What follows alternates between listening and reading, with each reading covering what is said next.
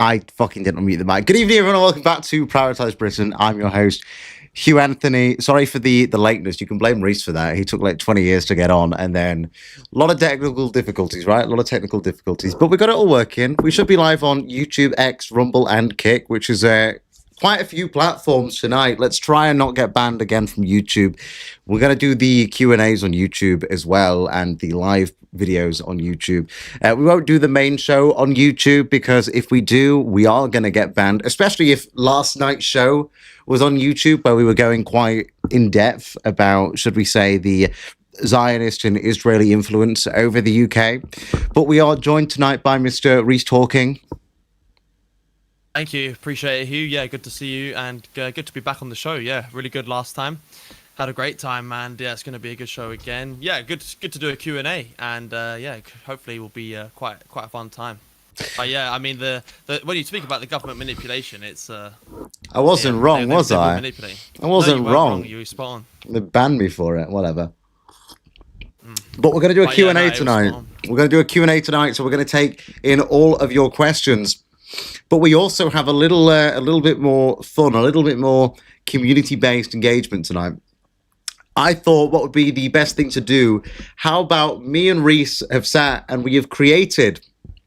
you like my fleece? Thank you very much. We have created a Kahoot quiz with a lot of political questions and some conspiracy theorist questions, which we would like you all to join in with.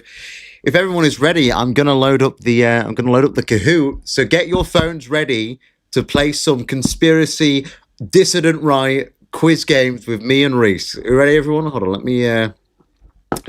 me find all this. Reece, you might disappear on my screen for a second. I do apologize. I don't. That's all right. Yeah, that's cool. Yeah. Well, yeah. I should also apologize for the lateness. Yeah, it's But to be fair, I think the Kahoot will be worth it, because I think that it's going to be fun. Yeah, the questions are good. The answers, some of them are very funny. So I think it's going to be fun. It'll be good. Yeah, and yeah, 100%. I don't know what the chat would think about, like, maybe like a, what's it, Scribbly-O? I think not today maybe, but like if you do that on a Sunday, I think that would be a good idea. But yeah. Serious question. Conspiracies are just endless. They're endless. Yeah. Okay, serious question. How do you have more than 10 people on Kahoot? I'm not paying it. Okay, well, okay, this is where we're going to do it. We're going to have 10 people in it. Anybody that's outside, you put your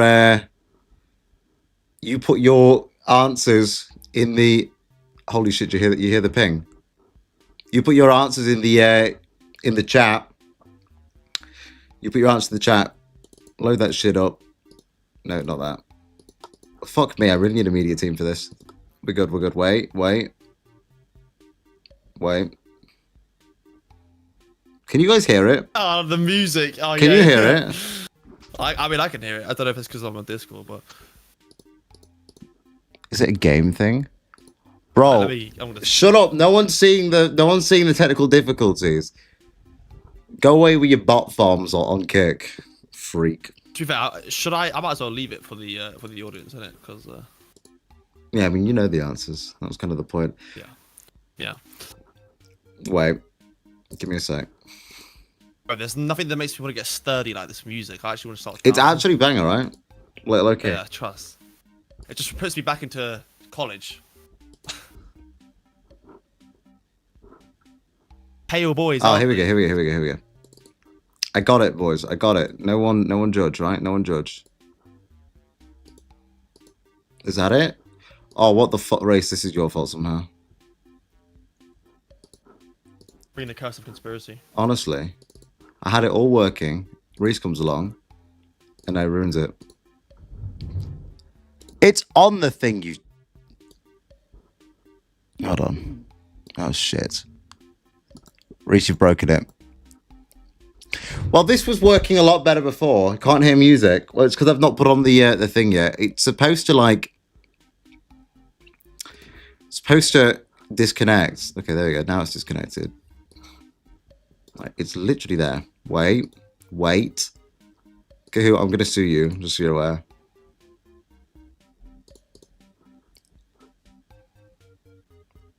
Thank you, Goober Project. How old's Reece? Reece, you're what, 24? I'm 24, yeah. Someone said flat, non-rotating, stationary plane.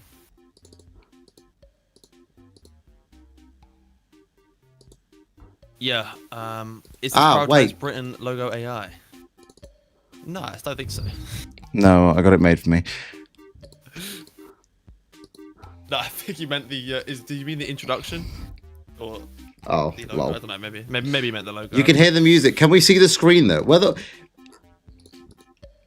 I can only see half the screen. what is this? I literally had it all working, and now it's being racist towards me. Don't worry, I'll keep the chat entertained. Guys, if you all got, I'll try to put up the other chats as well if there's any questions. What's the X one? Okay, new plan. What's this? You're about to see something you've never seen before. Might go to the X one. What we got here? Oh wait, I got it. I have an idea. If I share this with Reece, there's me. Wait. Share this with Reece. Create 2 things of this. Wait. Duplicate, bang. There's me. Knock it down so it's just Reece. See, don't tell me I'm not a tech genius again. I don't want to hear it. Well, having a chill. It's a chill. Well, yeah, I know you wouldn't have. It's a chill Wednesday, right? Bro, I'm about to start dancing. I'm about to start dancing to this music getting sturdy. Okay, put that there. Look at this. Look at this. You might not be able to hear the music. If you can't hear the music, I apologize, but it's way the game, I'm afraid. Cancel that. Wait. And then we grab this. Oh, that's Reece again. Then we grab this, move it up to the top. Move it that way. That way.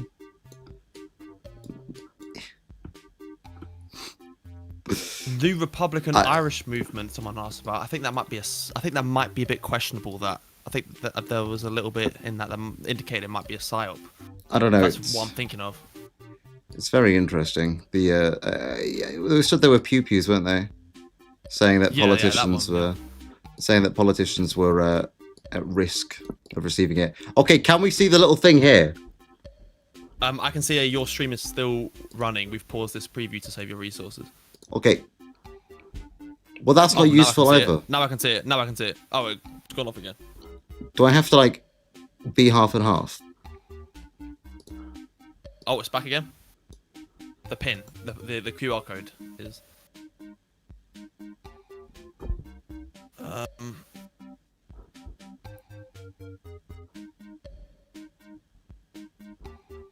Why does that not let you do that?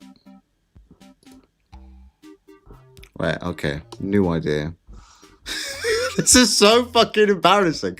I had it all working. So I can't even do it if I'm like on... Someone said play Rocket League. Are you good at Rocket League? No, I've never played it. Oh.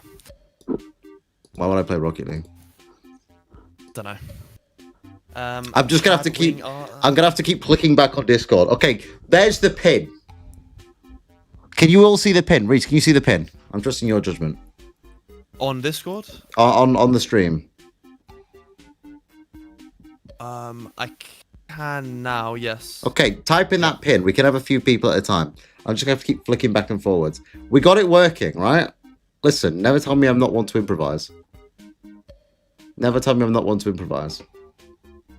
You thought these Gen Zs were good with tech. Well, when I'm playing, I got one monitor. One monitor's helping me. My Christmas display is lovely. Thank you. It's not real, but I don't know why I turned around like it's actually there. Doesn't exist. What about zombies? What do you mean zombies? Call of Duty Zombies. Oh, banger. You got the new COD? No, I haven't bought the COD for quite a few years now. Okay. Is everybody in? I can't tell who's in or not. 6 people. We need 4 more that can at least get in. The rest of you are doing it The rest of you are doing it on your phones. The pin is there. That thing here. Look. This is the pin. Jeez, get that music off. What do you mean get that music off? This is Kahoot, bro. This is so stupid.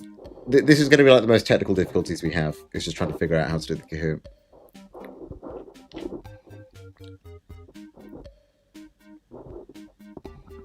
Can't believe they don't like the music. I was going to say, what's wrong with the music? It's fantastic. We're 7. 2 more. 3 more. Get in the fucking Kahoot right now. You guys, this is an order. This is an order, right? What the fuck is going on? Dan, we're playing a Kahoot quiz. We're playing a Kahoot quiz for all the wonderful people.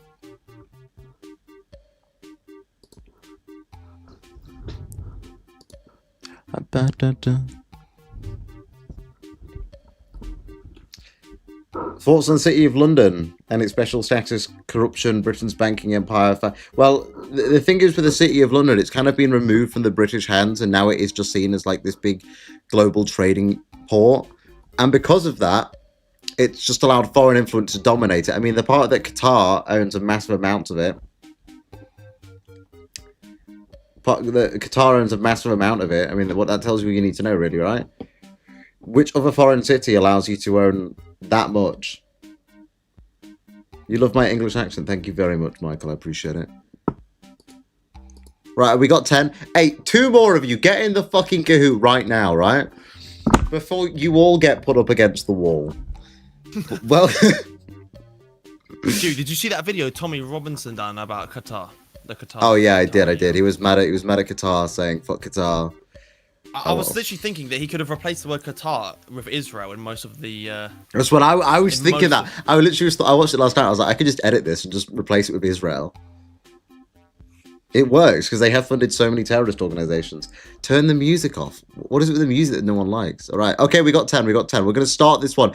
If you are not playing from the actual thing, get out of the fucking big screen section. If you're not playing the thing, the answer on your phone. What chemical is...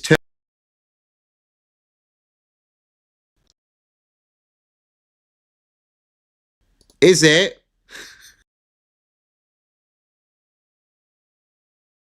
something? AstraZeneca.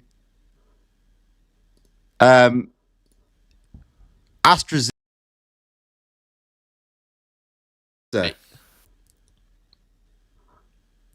I want to see all the answers in chat. Put all your answers in chat. Put your answers on the thing if you're on there.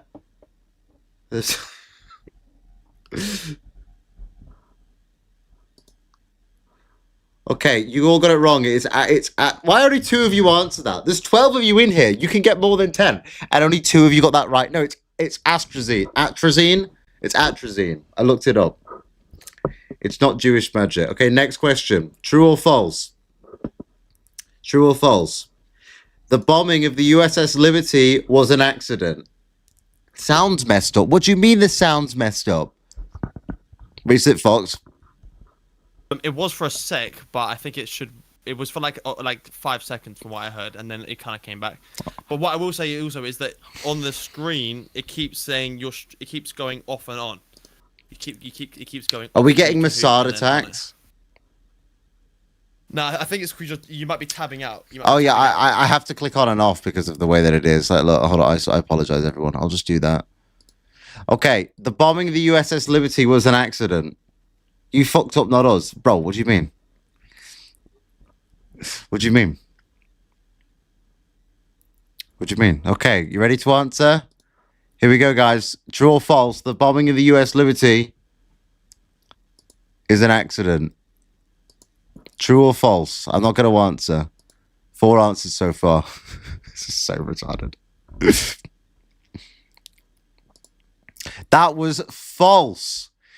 That was false. From all of the... Reece, can you turn your mic up a bit too, please? I could just turn Reece up.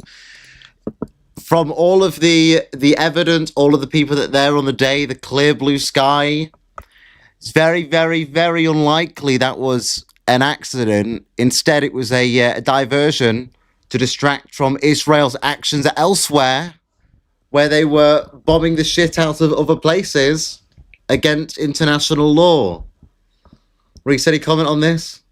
Well, just one of the many war crimes that they've committed, and also against us and the British. Not that I wanted to add any spoilers, but yeah, and it's kind of something that gets swept under the carpet. If you guys are interested in this, actually, you should look at Candace Owens. She did a great interview on her channel with somebody, one of the US, I think it was one of the US Liberty survivors. And yeah, kind of the sort of history that gets swept under the carpet because of the inconvenience of it. But yeah, just one extra reason why we should not be supporting, or no one in the West should be supporting Israel. So whoever answered true, you got it wrong. Sorry, not sorry. Okay, next question, everybody. Next question. What did the FBI find fully intact on the street after 9/11? What did they find fully intact on the street after 9/11? Are we ready to answer this one, guys? Are we all ready to answer this one? Make it, because I'm live on YouTube right now. I've already said on my YouTube multiple times that I'm not live on there anymore for the mainstreams, but right now we are. Okay, what do they find, guys? Let's go to the question. A Quran, a passport of one of the hijackers, a DVD of Mission Impossible 2 still in box, or a handheld explosive device. Which one, guys? Get your answers in. Get your answers in. Somebody said a handheld device. Why did only two of you answer? It was a passport, guys. It was a passport. They found one of the passports of the alleged attackers in full contact. And very suspicious, right? I don't know how they can burn steel pipes. Quiz is broke. What do you mean it's broke? The 9/11, I mean, with regard to that, the passport that they found, I remember seeing a few interviews where with some people who were shifting through the rubble. They said at most they found a bit of a telephone about this big, very very small, and yeah, magically they found the passport. And yeah, 9/11's wild as well because of the fact that it's clearly a controlled well, I don't know if enough want to say this and get it banned, but a controlled, you know what I mean? The Pentagon, nothing hit the Pentagon, and somehow, you know what happened there. And also, yeah, just the amount of warnings as well that people were getting before 9/11. It's mind-blowing that anyone thinks that this was hijackers, seriously, but yeah. Quiz just shows colours. Well, you have to read the answers on my screen. That's why it's the only issue with Kahoot, right? That's the only issue with Kahoot, I think. Okay, next question, guys. Next question. Which banking family funded both sides of the Napoleonic Wars?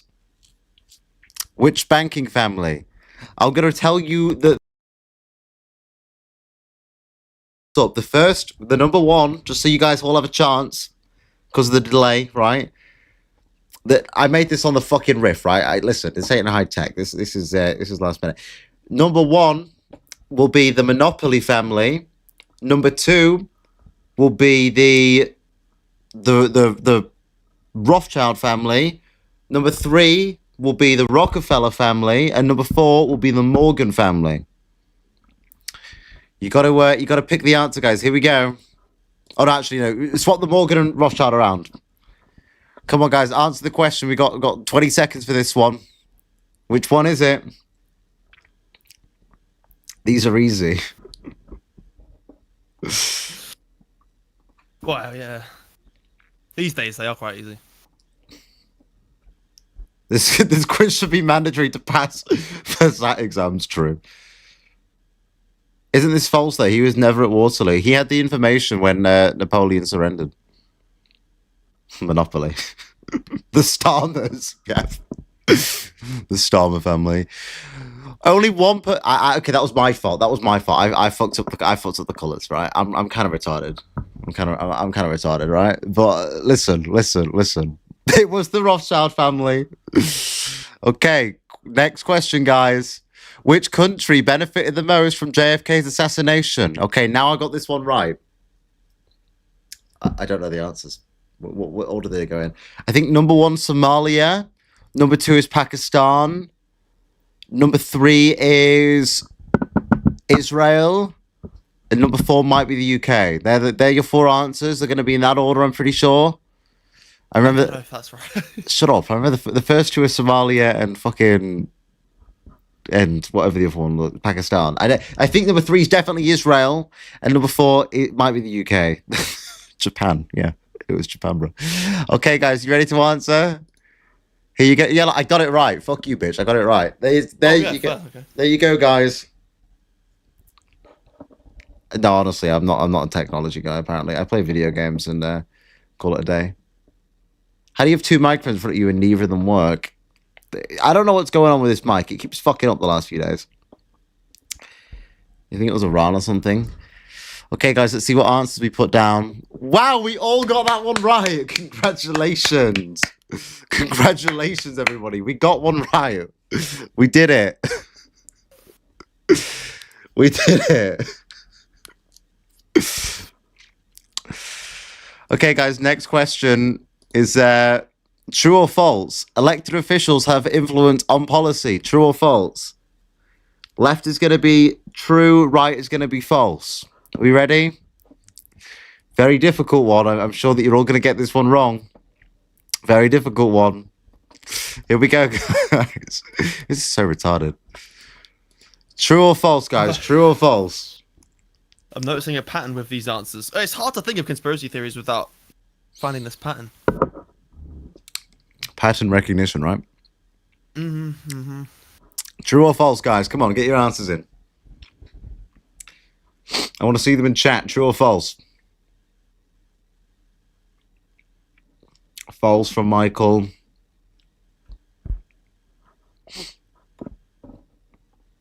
False from Ian. False from Morgan. Good, you guys are learning. You guys are learning very well. You guys are learning very well. The answer is false. 2 of you put true. 2 of you need to re-educate. They do not. They are told what to vote. That is where their money comes from. That is what the government organizations that get funded are. I guess you may be able to make the case for executive orders, but executive orders are can be overthrown by the court ruling, and they're usually dictated to. A lot of the pardonings comes from financial benefit. Who bankrolled JD Vance to power? Hugh, Peter Thiel, Colin Gaddafi, or Putin? It was me, guys. Okay, I'm gonna come out and say it was me. It was me. Even Dominic Cummings, he did. Dominic Cummings said it was the Blob that did a lot of the government policy. Next question, guys. I think this is the Titanic. Yeah. Why did the Titanic sink? The answers are going to be... the answers are either going to be an iceberg, Based and Booty was on board.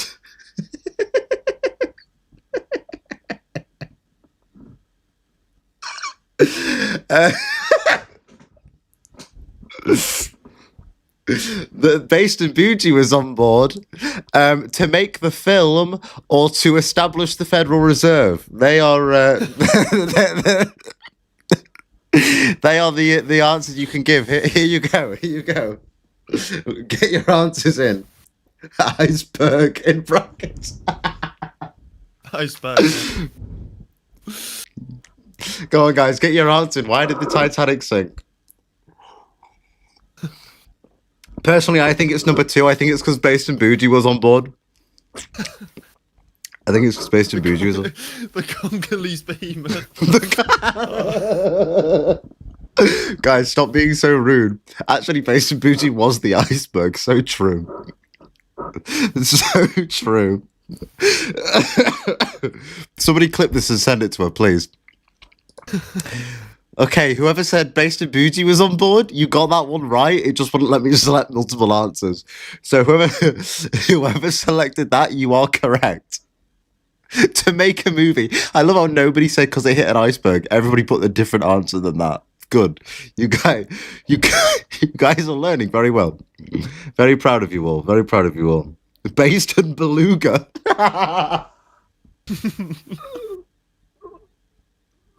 Stop being rude. Stop being rude.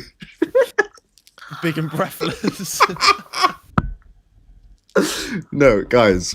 Come on. Behave. Behave, right? Behave. Oh my lord. All right. Okay. Next next question. Who funded Tommy Robinson? I think the answers are... Oh, fuck. No, hold on. Rich Jews. Who else should we put?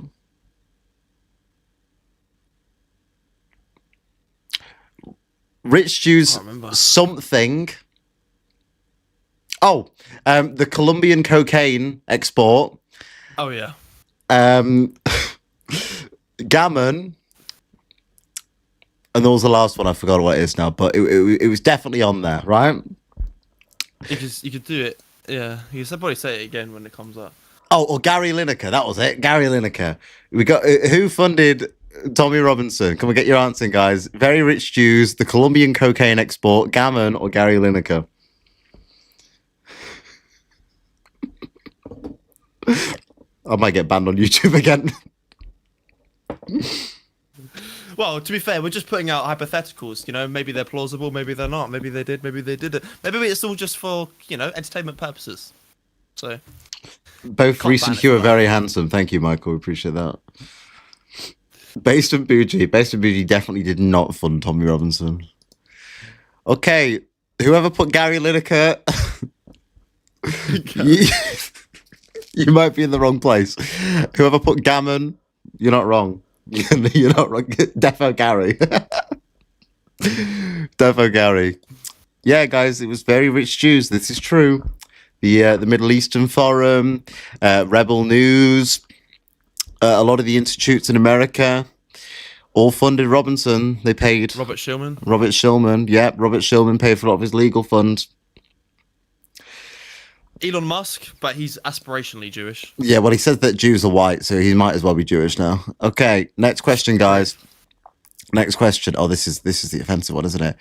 Who sold weapons to Argentina during the Falkland Wars? Oh fuck! What was the order of this? I don't know how. I don't know. Wait, hold on. I reckon. I might be able to find it. This might have helped earlier. Shit, I can't see shit. Okay, here we go. I know what they are now. It's fine. Okay, the answers are either China, Israel, Russia, or America. You got to think of what answer it might be. Who funded and sold? You know, Hugh, all this FNAT stuff is fine and all, but we can't send Base and Bougie back to the Congo. They already don't have enough food as it is. They cannibalize each other over there, right? She'll be all right. It might depopulate the Congo a bit, which I guess is good for us, but she'll be all right. Oh, gosh. Anyway, come on, guys. So it's either China, Israel, Russia, or America. This stream is like a introduction to noticing for the younger generation. Yeah, this is what's going to this is like trying to convince the school kids to notice the patterns. This is, instead of like doing a Kahoot quiz on like top 10 Disney movies and princesses and whatnot, this is just like, what do the Jews control and what don't they control? And what have they done to get that control? What lengths will they go to? Will they assassinate a president? Will they fund both sides of a war? Well, not that I'm giving away any answers here, but... Oh, wow. Okay, so we got a bit of a mix here. America, Israel, America, Russia. Well, actually, it was Israel. Thank you to the 5 that got that right. At the height of the Argentina War, the Falklands War, Israel sold weapons to Argentina. Go look it up, it's true. Is this the Beper funded Argentina? This live is noticing 101 with a foundation year, placement year in the Holy Land. David Icke was writing about this 30 years ago. We were going to include a question about David Icke. Reece is a fan of David Icke. One of the questions was going to be, David Icke was right, true or false? And it's definitely true. Okay, guys, this is the last set of questions. Last set of questions. Are we ready? Are we ready? Which continent has the lowest IQ? The answers are going to be Americas, Onga Bunga Land, Europe, or Asia. Which continent has the lowest IQ? America's, Onga Bonga Land, Europe, or Asia? Are we ready? Are we ready? This is so fucking stupid. This is so stupid. All right, guys, here we go.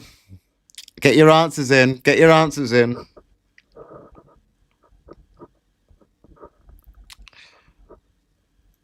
Which one is it, boys?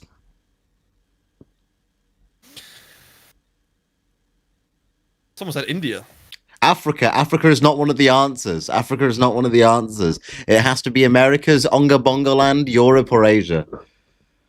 Onga Bonga, Onga, Chicago. That's basically Onga Bonga Land.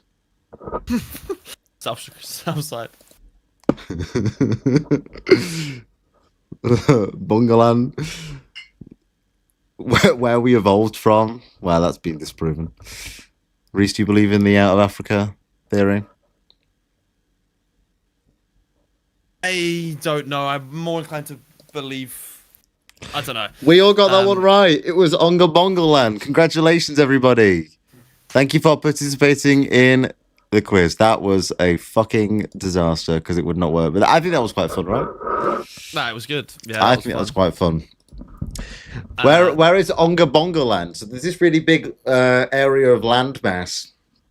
There's one really big area of landmass where a lot of people like to migrate from, but they like to have a lot of kids, and they never built two-story houses. They never invented the wheel. They didn't have any written form of language. That was Onga Bonga Land. Well, there's the quiz, guys. Listen, next time I do that, I'll make sure that it's actually working. I blame Reece. It was working, and then Reece joined, so it's definitely Reece's fault. Hugh, Onga Bonga Land is very inappropriate. Its actual name is a series of incomprehensible grunts and clicks. sorry. Based in Bucha, meant. Is it above Agartha? Yeah. Let people ask you questions on Discord. You want to do the Discord thing? Matumbo Dumbo Banana Rice has the lowest IQ. Reece, do you want to do? People want to do Discord. Do you want to do Discord where people can come in and debate us? Sure. Do you guys want to do Discord? We could do some. Do some questions in the chat. Wait, let me do this thing quickly. Reece, you know the channel to join. I'll bring you in. Where the fuck am I looking for? Okay, guys, I will. We'll do the Discord thing. If anybody wants to join, we'll do the Discord thing there so people can, if they wish. Okay, that should be on.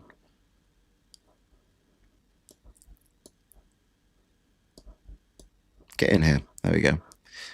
All right, put that fucking sheet back on. Frank Bruno Land, guys, come on. Do it live though, so we can watch. What? Do what live? The Discord thing. We are doing the Discord thing live. Have you seen the video about Africa not understanding the concept of time? Yeah, they're still living in the fucking Stone Ages. What do you expect? That's really rude.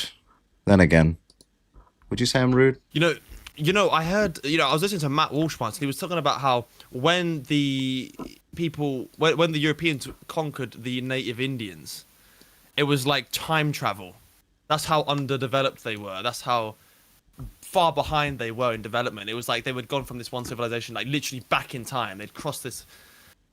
It's literally like that. It's literally like that still to this day. It's like time travel. To the Stone Ages. Well, I was watching a video on Somalia earlier because gotta say, base Trump, right, coming out and saying that he doesn't want Somalians in his country, said that they smell and they're useless. Base, imagine saying that in the UK, he'd be in jail, right? Probably. They'd be back in jail. But because what's her name, Ilhan Omar in America, she's Somali. I mean, they all look the same, so it's fair. Can I say that? It's true. It's true, guys. The thing is, you're more in danger with like slurs, like the F words. You know what I mean? Oh yeah, did you see? I don't know if you saw my my stream the other day of that woman that got arrested for she got arrested for referring to her abuser as an F slur. As an F word.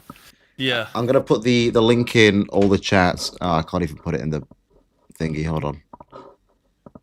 I'm going to put the link in all. If you want to join the Discord, this is the Discord link. Join in, and you can. All you got to do is go onto the waiting room area, and I'll move you in, so you guys can all get in here. I'm gonna have to do that one on this bloody machine, and then we will answer your questions. Invite. No, it's fine. I don't know if you'd be able to hear me if I do this. If you hear me for 1 second, just ignore it. Okay, thanks for that one, YouTube.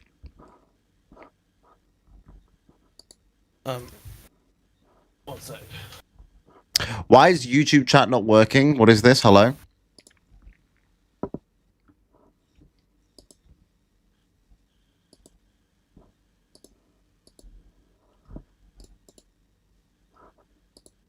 I can't even see my own chat. How's that even allowed? Oh, there we go. No, I can. There's the link to the Discord on the YouTube. If you wish to join that, I will pin that message as well. If you join it, I've just closed that. If you join in, then we can move you in from the waiting room inwards. Oh, thank you, Mary. Oh, Mary, maybe you have the right one. No, it wasn't that. It was my own thing that was just not letting me in. Wait, Mary, if you put that link back in it, Mary. I think yours is right. Mine is static, so it's wrong. Is Netanyahu actually Jewish? Well, yeah, I appreciate it, Jason. Thank you.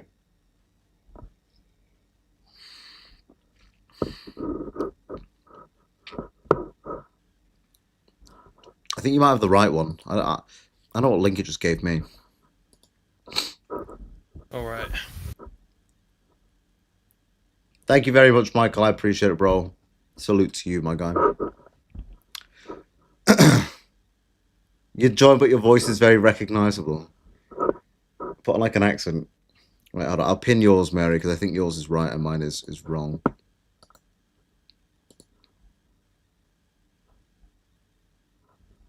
How do I pin shit? I just did it. There we go. What is this African perspective on time? Is this a real thing? Hello, I'm your biggest fan. Hello, biggest fan. I am a small air conditioning unit. So not funny. Guys, if you want to come answer the question, join the waiting room. And we'll do it. 9, he is not. You assume the world ran on the same 24-hour clock. I guess that's how people interpret time, though. Like, if certain people can't... I'm just going to look into it. Reece is going to give us the rundown on it. It's real. I'm just going to quickly listen. I'm going to just listen to this African explain it. Just 1 sec. Okay. An African explain the African state of time. That's exactly what I'm ready for.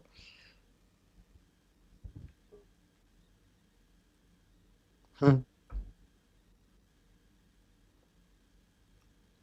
you guys see as well the reform candidate that won in that constituency?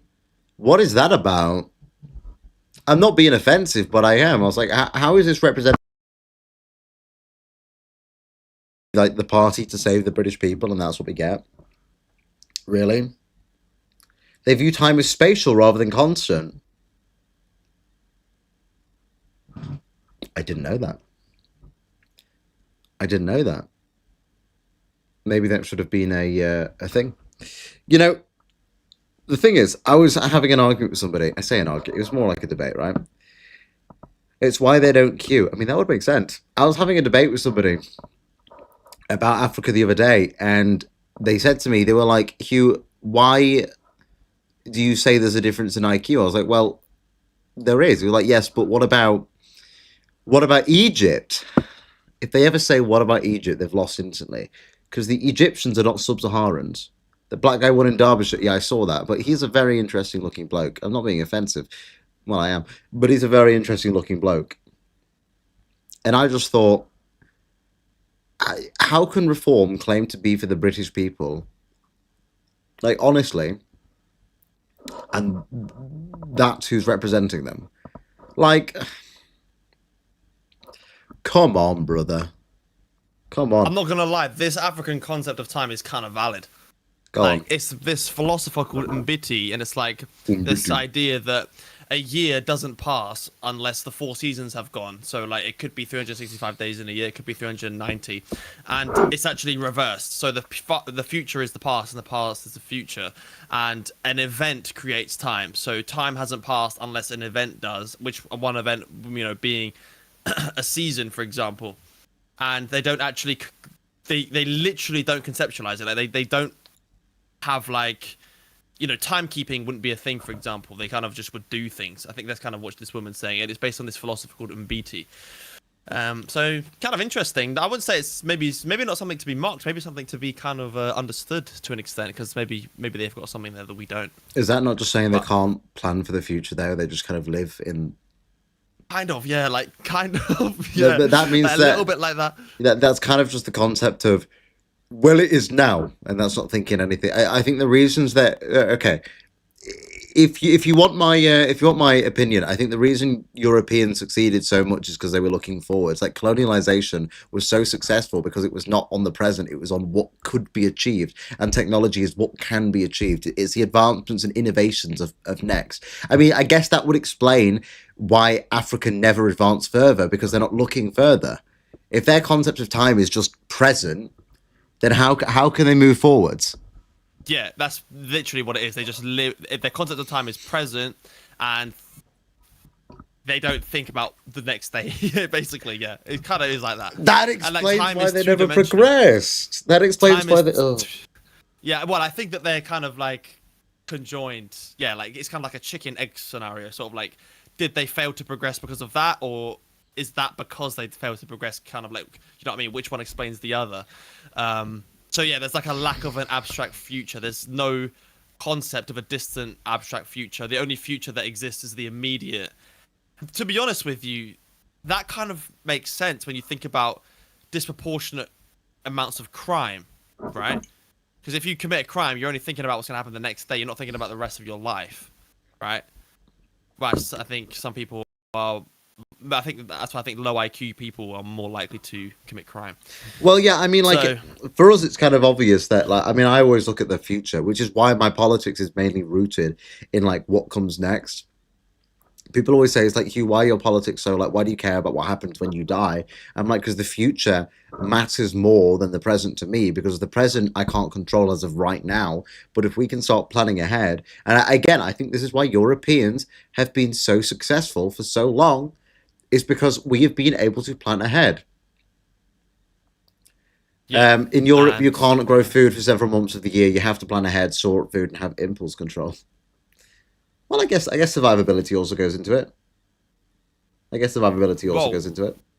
And just, yeah, like people struggle to think about what's going to be the future for their children.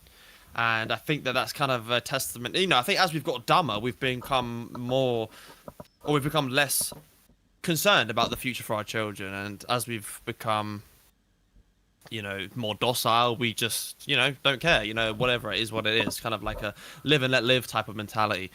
So people are a bit more inclined to just live in the present, live for today, live for the next day, and not be interested in a week from now or a year from now. And I think that's yeah, I do think it's a bit of a low IQ way of viewing things, but maybe not. Maybe someone might disagree.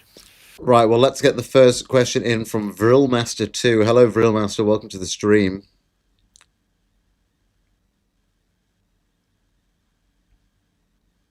Vrilmaster.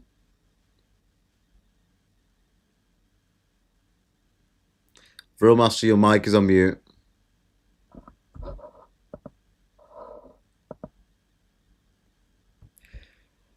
Well, maybe Vrilmaster's too busy Vrilmastering. Oh no, he's unmuted. Go on, Vrilmaster. Hello? Hello, Vrilmaster.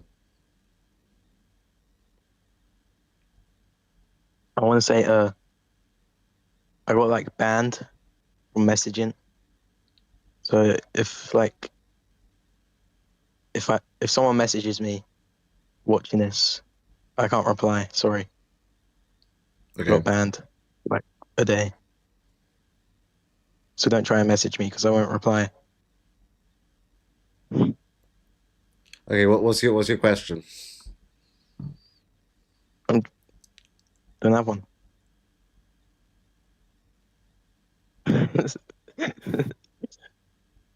You don't have a question. No, I just want to say I'm banned from messaging. So like, Duke, I can't reply to you, mate. Masterful rage bait. Okay. Thanks very much. I appreciate your time.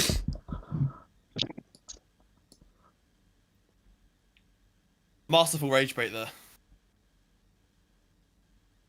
What the fuck, guys? Right, if anyone actually has a question or wants to debate with me and Reece about things, please join the Discord. It is linked. It is linked. Come ask us a question. We are here to answer your questions with things. Hold on.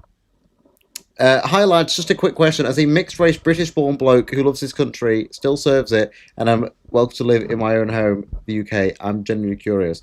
Well, I don't have an issue with mixed race people. I don't like this. Is what I always say. I think that the idea of deporting mixed race people is like, it's a bit ridiculous. I don't promote mixed racing. I would never advocate that anybody like race mixes, but also I don't think it's practical nor logical to deport people that are half and half. Like, I just think that's dumb. I know that some people take that view. I mean, my personal opinion on it is I would never want people to race mix because I see it as going against your ancestry. I think people should just stick to their race. I think actually Asian cultures and Arabic cultures and even African cultures, they usually stick towards their ethnic groups anyway. And I think that the Western world could learn a lot from doing that. Race mix needs to go. Yeah, but go where? How are we going to justify deporting someone that's half English, half like Pakistani? Like, how are we going to justify that on like a logical basis? Like, the thing is as well is that it's not practical. Like, maybe you could justify it because even if you could justify it because it's necessary and it's something that's going to solve our problems, which I don't even think you can. It's not practical. It's not even really doable. And I think a lot of people do push this because it's the kind of vanguard idea, or it's the idea that it's a shifting the Overton window. It's kind of like moving the Overton window further to the right. But I think that this is kind of pushing maybe people towards the left a little bit when you hear right-wing people talk about this. Although it doesn't mean to say that all of their ideas are incoherent, but just because of this one idea. But I think that the problems of this country aren't because of mixed race people and people who have had generations in the country and they're whatever they're doing. I don't think that is the beginning and or the end of the problems.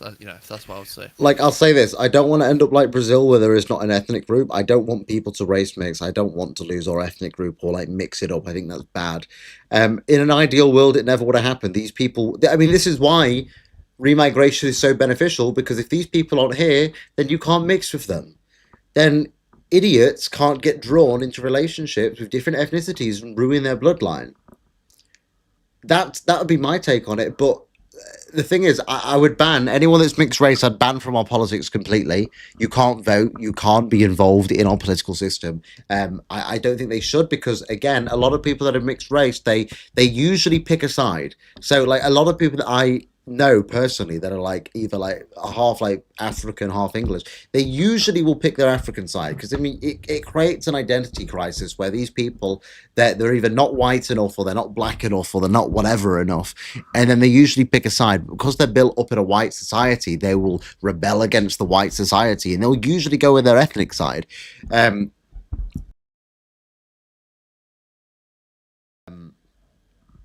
being able to vote. Oh, sorry. Yeah, from being able to vote, and you've got to just not promote it in the slightest. Like I will never promote race mixing. I'm really sorry if that disappoints. If people call me an extremist for that, just not for me. Yeah, I also would view it the same. Well, I wouldn't view it the same way as far as banning them from politics totally, although I do agree that there needs to be some kind of like reformation as far as the political system is concerned and voting.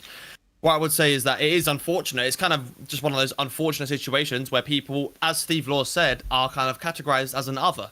And, you know, you don't really feel affinity to your native ancestral land. You don't feel any affinity necessarily to the land that you have lived in and grew up in. And now you're in this kind of middle where you're stuck and you don't have a true identity that you can really resonate with, and that's quite unfortunate. And that's been the product of the experiment of multiculturalism. And as you say, you don't want to end up like Brazil. You don't want to have no distinct ethnic group. I think that even throughout history where ethnic groups have merged, you've kind of lost that you know, true kind of, if you like, Anglo-Saxon, or you've lost that true kind of like Celtic blood, which is still found in the UK to some extent, but generally it is mixed. But, you know, realistically speaking, the main priority, I would say, is preserving the white race. And as long as you can reverse the demographic change and reverse what's happened in society to make it so that white people are having children again, the fertility rate is increasing, you've reversed the propaganda of feminism,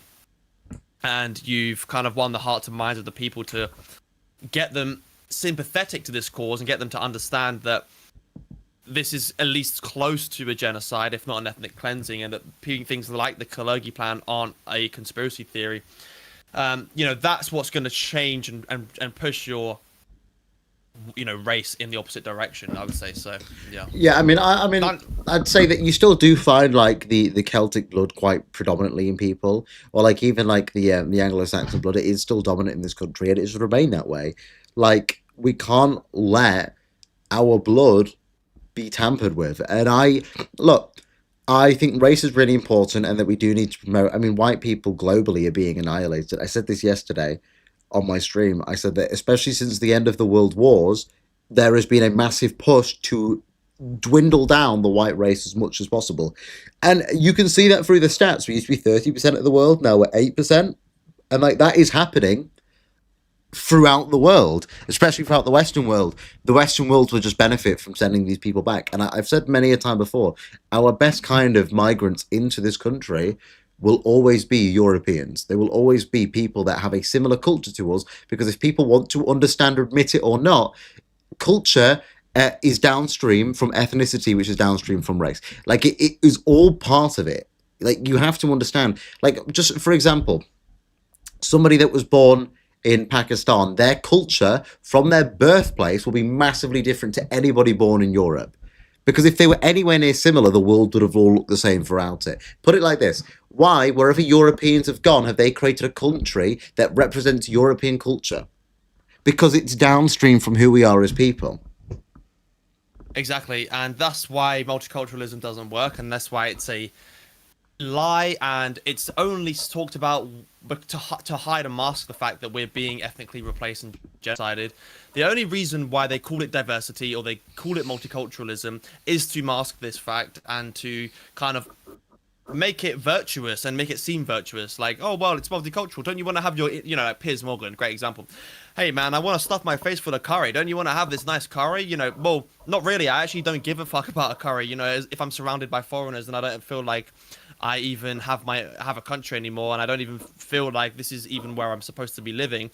At this point, a lot of people in this country are looking around their towns and cities, and they're thinking, is this even England anymore? I mean, I made a video once talking about an advertisement in a certain supermarket, and I said, I walked out of the supermarket and I saw black kids on the back to school advert, and I saw a black kid on the fruit stand, and I said, hold on a minute, what country am I in again? I thought I was meant to be living in England, in the European area.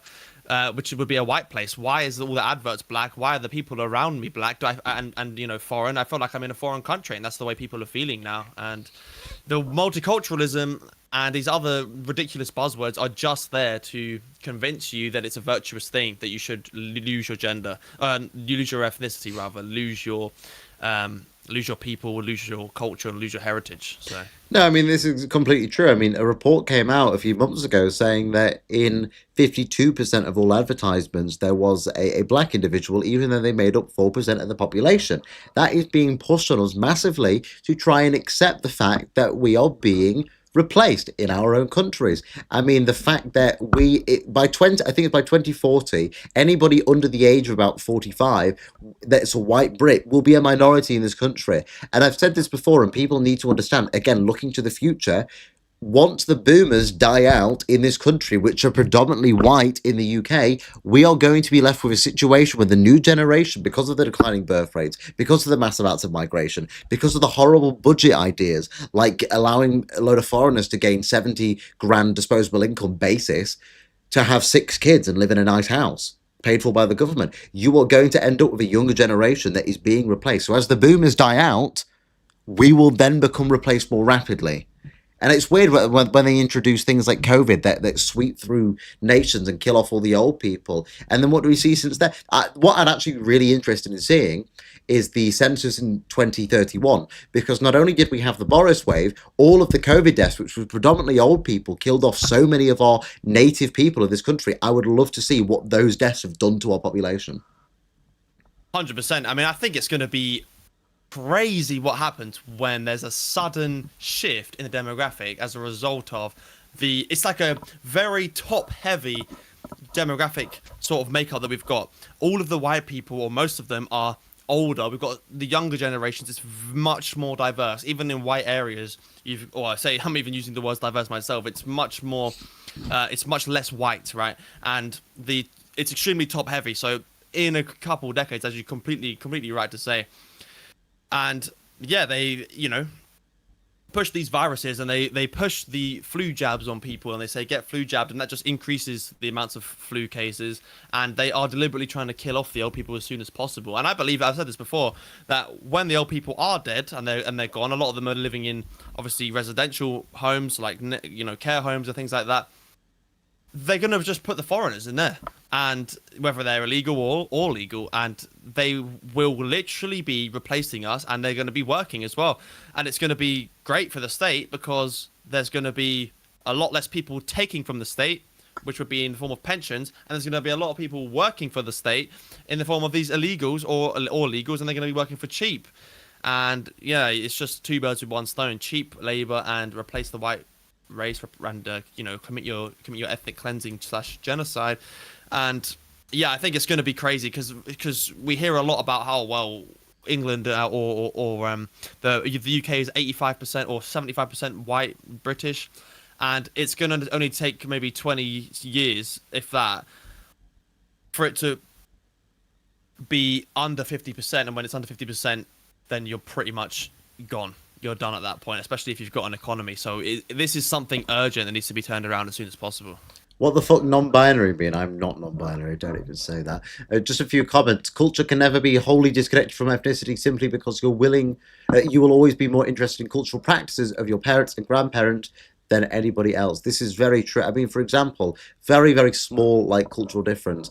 Put it like this: the Indians that eat all the sticky rice with their hands, we'd never consider that, because, no, it's true. Fufu and whatnot, based in Ooga Booga, eating fucking fufu like a slob.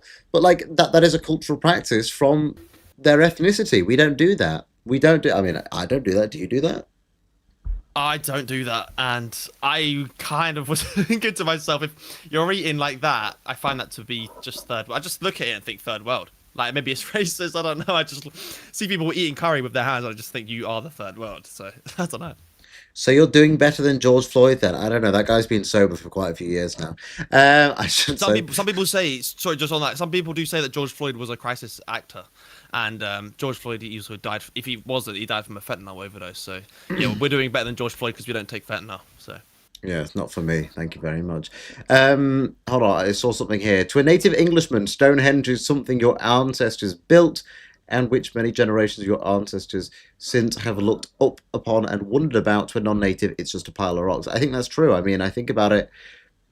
I think about Stonehenge before. I mean, it was these stones that were carried from, where was it? Was it Wales? It travelled a few hundred miles down to the south.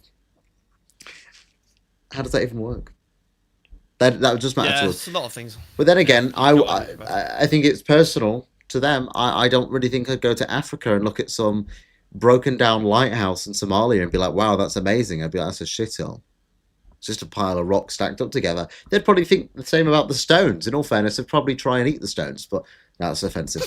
But that's offensive. But, no. I'm joking with that. But, you know, it's different. Hugh, can the fit one stay? Genuine question. The big booty Latinas can. He was apparently high at the time of death. I have seen that. He had enough fentanyl in him to kill a horse. We must preserve our That's right. history and teach our own history in our schools instead of concentrating on other cultures all the time. This is also true. I mean, what's the one thing that is legislated on our history classes that we have to learn about? Reece, do you know the answer? The Holocaust? The Holocaust. The one thing by law in our history classes that kids must learn about in the UK is the Holocaust. Nothing to do with our own history. Nothing. I'm actually reading a book at the minute. It's a brief history of England. I'd recommend reading it. It's very good. It goes over the understanding of the invasions from the Vikings, the Anglo-Saxons, the European tribes, the evolution from the Romans, the introduction to Christianity and moving away from paganism and that kind of thing. It's very interesting. It's very interesting. When do we say pagan? You what? Nothing. What about people who mix with other ethnic groups? Wondering, since we are the most amount, we want the most amount of indigenous group. We've already been over this. Reece, do you want to answer this while I quickly go up to drink? What did he say? What about the people that mix with other ethnic groups? Well, I think if you're talking about, because it depends on who you're asking really. Because in my opinion, if you're going to mix with a European, you're obviously not doing so much, you know, damage, quote unquote, to the European race or the white race. But there are people who are of the opinion that you shouldn't mix with other Europeans. You should mix only with people who are like-minded to you or similar ethnicity to you. But then that makes it difficult to find like-minded people. And so I would say that generally speaking, you want to think about it like you're a white person and a European, right? As opposed to maybe a Celtic or an Anglo-Saxon or anything like that. But I do get the argument, you know, when people say that you shouldn't mix with other people, you know, in other ethnics. But, you know, think about it like this, right? If you fall in love with a Latina or you fall in love with a, you know, a black woman or an Asian woman, you know, are you gonna let your cultural replacement stop you? You know, am I gonna let that stop me? I don't know. Like, I don't think, you know, for me to say that I'd fall in love with a black woman or an Asian woman or a Latina, maybe a Latina's the most likely, but, you know, I would say for me personally, if I fell in love with a Spanish woman, for example, I wouldn't let that hold me back personally. But if it was, you know, it's very unlikely that it's going to be someone from the third world. So I would say if you're going to fall in love with someone, take it, you know, it's kind of a case-by-case basis, in my opinion. Big booty Latina. Think about your kids as well. Do you want your kids looking retarded? I mean that nicely. Do you want your kids looking retarded? Personally, no. Thank you very much. I quite like my genetics. I don't really want to waste them. Don't really want to waste them. Yeah. Right? And you know, you got to think about what cultures as well you want to breed with. I suppose that would be the correct word. You know, maybe you don't want to breed with a Pakistani because they don't share your skin color, but also because they might be inbred. And the same goes for a Somalian, for example. And maybe you don't want to breed with an African because you might be of the opinion that they have a lower IQ. Maybe you don't want to breed with an Asian because of a personality trait that you don't like about them. So you kind of have to take it on a case by case. But yeah, personally, I wouldn't be stopped breeding with a Spanish lady, for example, because that's fine with me. But then I wouldn't go further than that. So, yeah. Will you ever do a meetup? Well, I'm doing a protest in January. January 10th, we're doing a big protest. It should be quite good, actually. We've got a big reciprocation. But the fella is not... Excuse me. I've already said multiple times I'm going to have kids, right? Hugh's more likely to fall in love with a Thai lady boy. Excuse me. Excuse me. Not my thing, personally. Not my thing. Will I ever do a Streamlord? Well, if you jump on the Discord, you can come and ask us a question. The Discord, you can come and ask us a question. We'll have to set you up with one of Hugh's rivals. Yeah, based in Ooga Booga's mind, sorry. Yeah, we're doing a protest January 10th, Piccadilly Gardens. the Queen Victoria statue. So, I mean, you can meet me there. You're coming. January 10th, 1 p.m, Piccadilly Gardens. Queen Victoria statue. It's going to be big. We've got a pretty big amount of interest so far. So I'd say definitely come along to that. Definitely come along to that. Reece, question for you, right? We keep seeing China. China, for some reason, in our parliament, spies in China, and now 20 Labour MPs were found to have been talking to a false Chinese company about investments into the UK. What is going on with China? Why has China become such a big threat? I think China are concerned about the West going to war with them, to be honest with you. If you were to type in JD Vance China war, I believe you're going to find so you're going to find a article from geopoliticaleconomy.com, and it talks about JD Vance revealing the Trump's administration's generational shift in foreign policy, emphasizing great power competition and preparation for war with China. And so I believe, obviously, we're directly connected to them. And so I believe, this is what I believe is going to happen. There will be the multicultural effect of Europe, or the white genocide in Europe. And America is obviously owned by Israel and owned by Zionists and owned by Jews. And Israel is going to get Greater Israel. And there's a dispute in Israel, or rather in America at the moment, which is people like Tucker Carlson and others don't want to fight the war in Iran. They're against the war in Iran. And this is not something that I've kind of come up with myself. This is something that Fuentes has talked about previously as well. Tucker Carlson is a prioritizer. He wants to prioritize war with China, just like Vance. Tucker Carlson helped to groom Vance, on his show or on Fox News, connected to Peter Thiel, obviously, and Digital ID. Vance will most likely be the candidate for the Republicans in the next presidential election. And there's a dispute, obviously, about whether the Israelis want to get the Americans to actually fight their war for them. But Tucker Carlson and others don't want to do that. They want to prioritize China, and they know that we are just like them. We're the same. When America goes to war, we're involved. And so the Chinese are spying on us because they know that. It's right out in the open. As I say, geopoliticaleconomy.com, President JD Vance has revealed the generational shift in foreign policy, emphasizing great power competition. So that's it, really. And I think that when Greater Israel is established and they are the dominant force in the Middle East, Russia, who is friendly with Israel, will have Ukraine, and the white Ukrainians will be ethnically cleansed out of there. Maybe there'll be another Jewish homeland in Ukraine, and there will be complete Jewish control over Europe as well via Russia.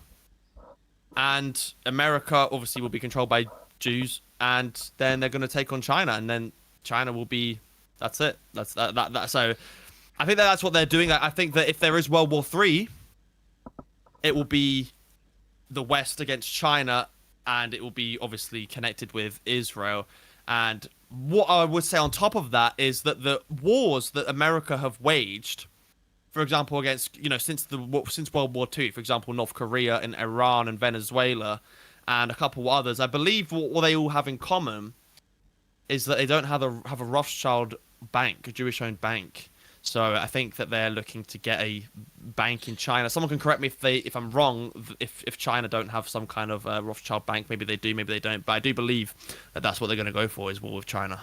Well, I mean, I've advocated multiple times that we need better diplomatic relationships with China, because China, although we have differences, and people like to say communist China in its current state is closer to Mussolini's 1935 fascism than it is anywhere near to communism. I mean, if it was anywhere near communist, there would not be any form of financial state in it. China is an absolute powerhouse that it does have authoritarian state over its citizens, but I mean, I think it's a good example of what can happen when a government is in control properly and is advocating for the benefit of the nation, which is what it's doing. But I've said multiple times, we need to have a better relationship with people like China and Russia. Why are we being involved in infinite wars in Ukraine? Why are we buddies up with America, who have dragged us into war after war after war, which have done nothing more than destroy our industry, destroy our domestic population, destroy our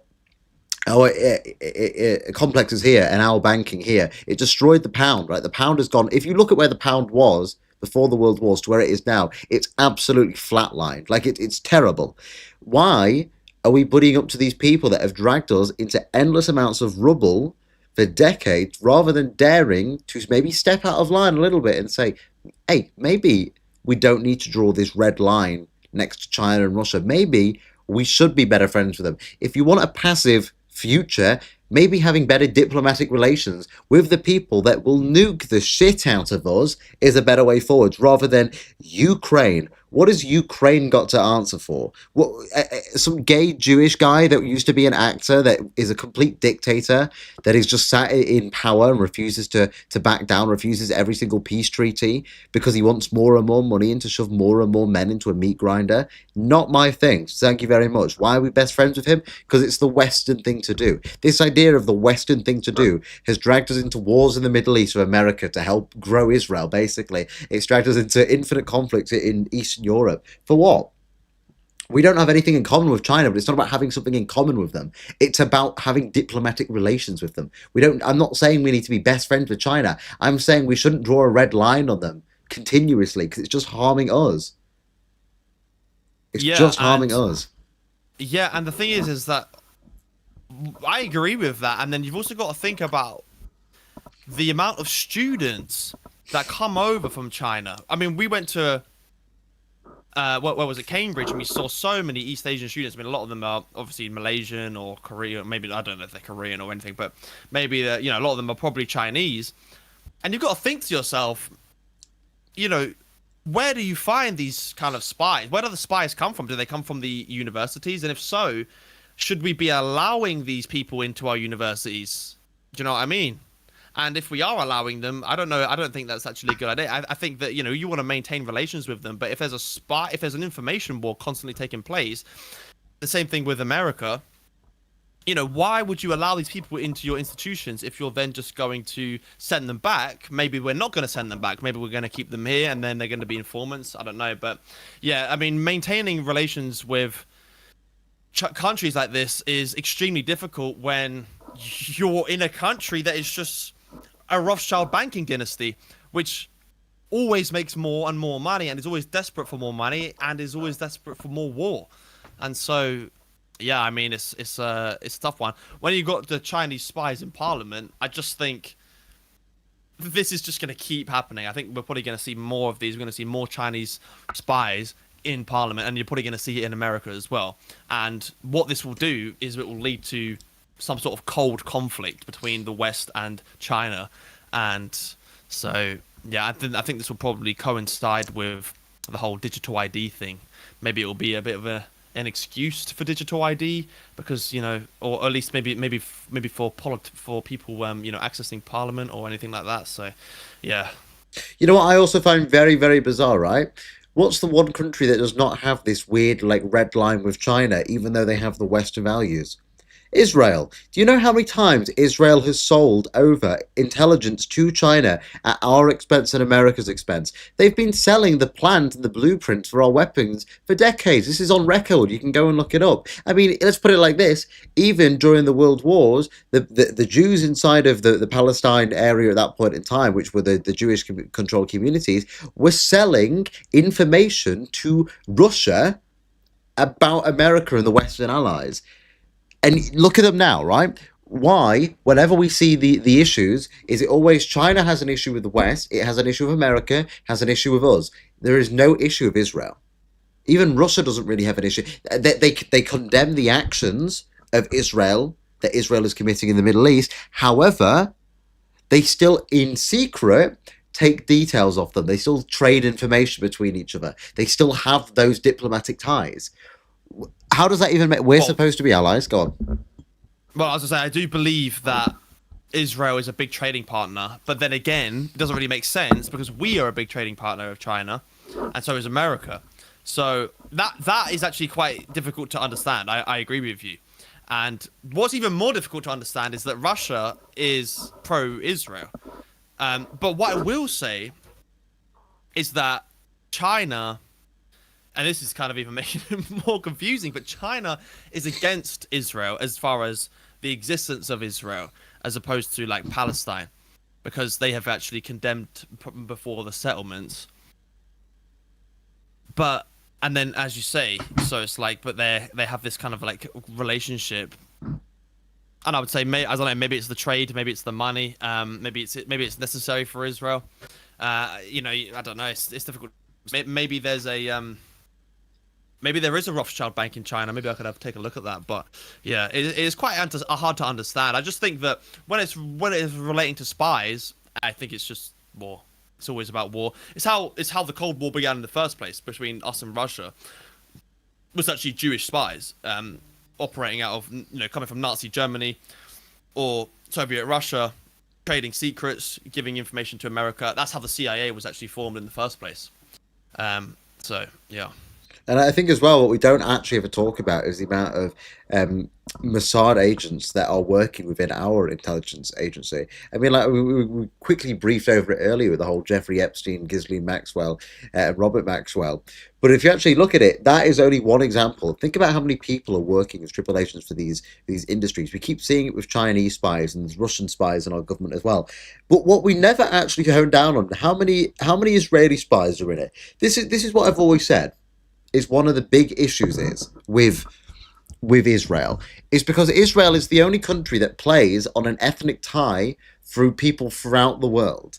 Imagine if, like, put it like this: if India was to start being like, hey, give us your intelligence because you're Indian throughout the world, you were born Indian in these countries, blah blah blah. Okay, that would become a problem, and that's what we're seeing. That is becoming a problem because people hold loyalty back to their homeland.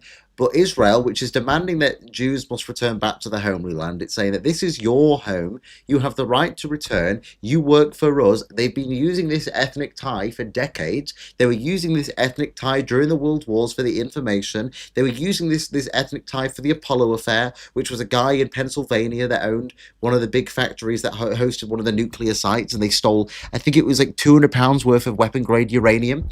This is because of this ethnic divide that happens when you have a bunch of Jews throughout the world which are told, this is your land, this is your loyalty.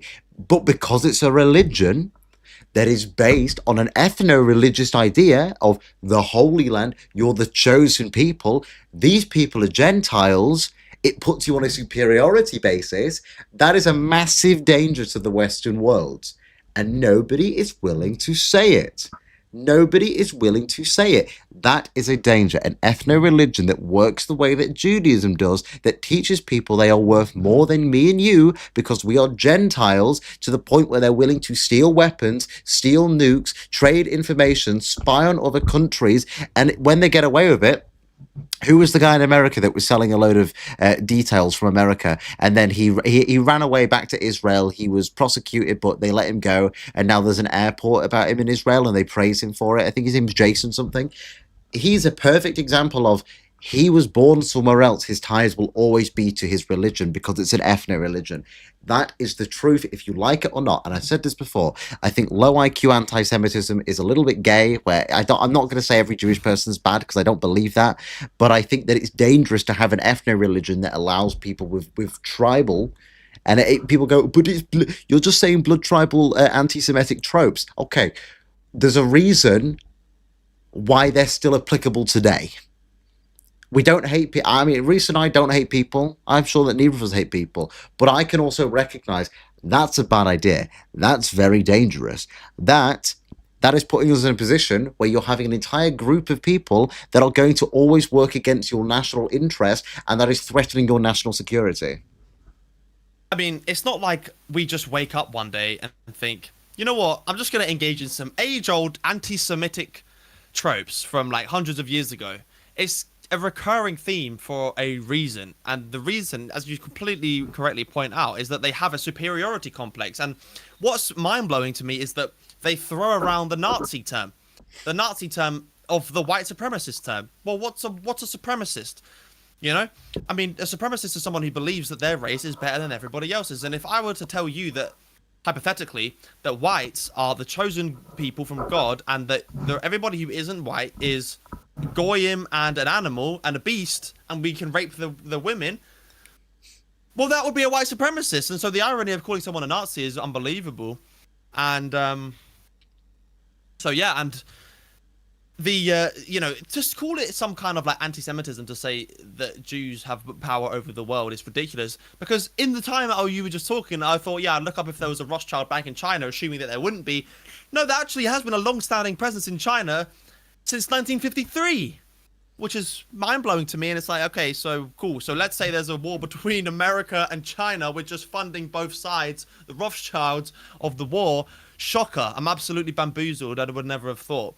And so, yeah, I mean, it's completely right. All right. It's like when you have so much power, you cannot view the people that you rule over as less than you, as animals, as beasts. Because, or if if you're trying to have a coherent society, one where the Gentiles or the peasants are actually looked after, because you might just fuck around and feed them their own kids, for example, in a meat grinder through McDonald's, or you might just operate a human trafficking operation that gets blackmail on their politicians so you can control them, or you might just fuck around and destroy the World Trade Center and blame it on Muslims so that you can have greater Israel and greater expansion. All these are hypotheticals. I'm sure none of them have ever happened. This is just an entertainment LARP what I'm giving you right now, so don't take it seriously. But yeah, no, totally. And we need to be independent. And this is what I was talking about before. People said I was LARPing.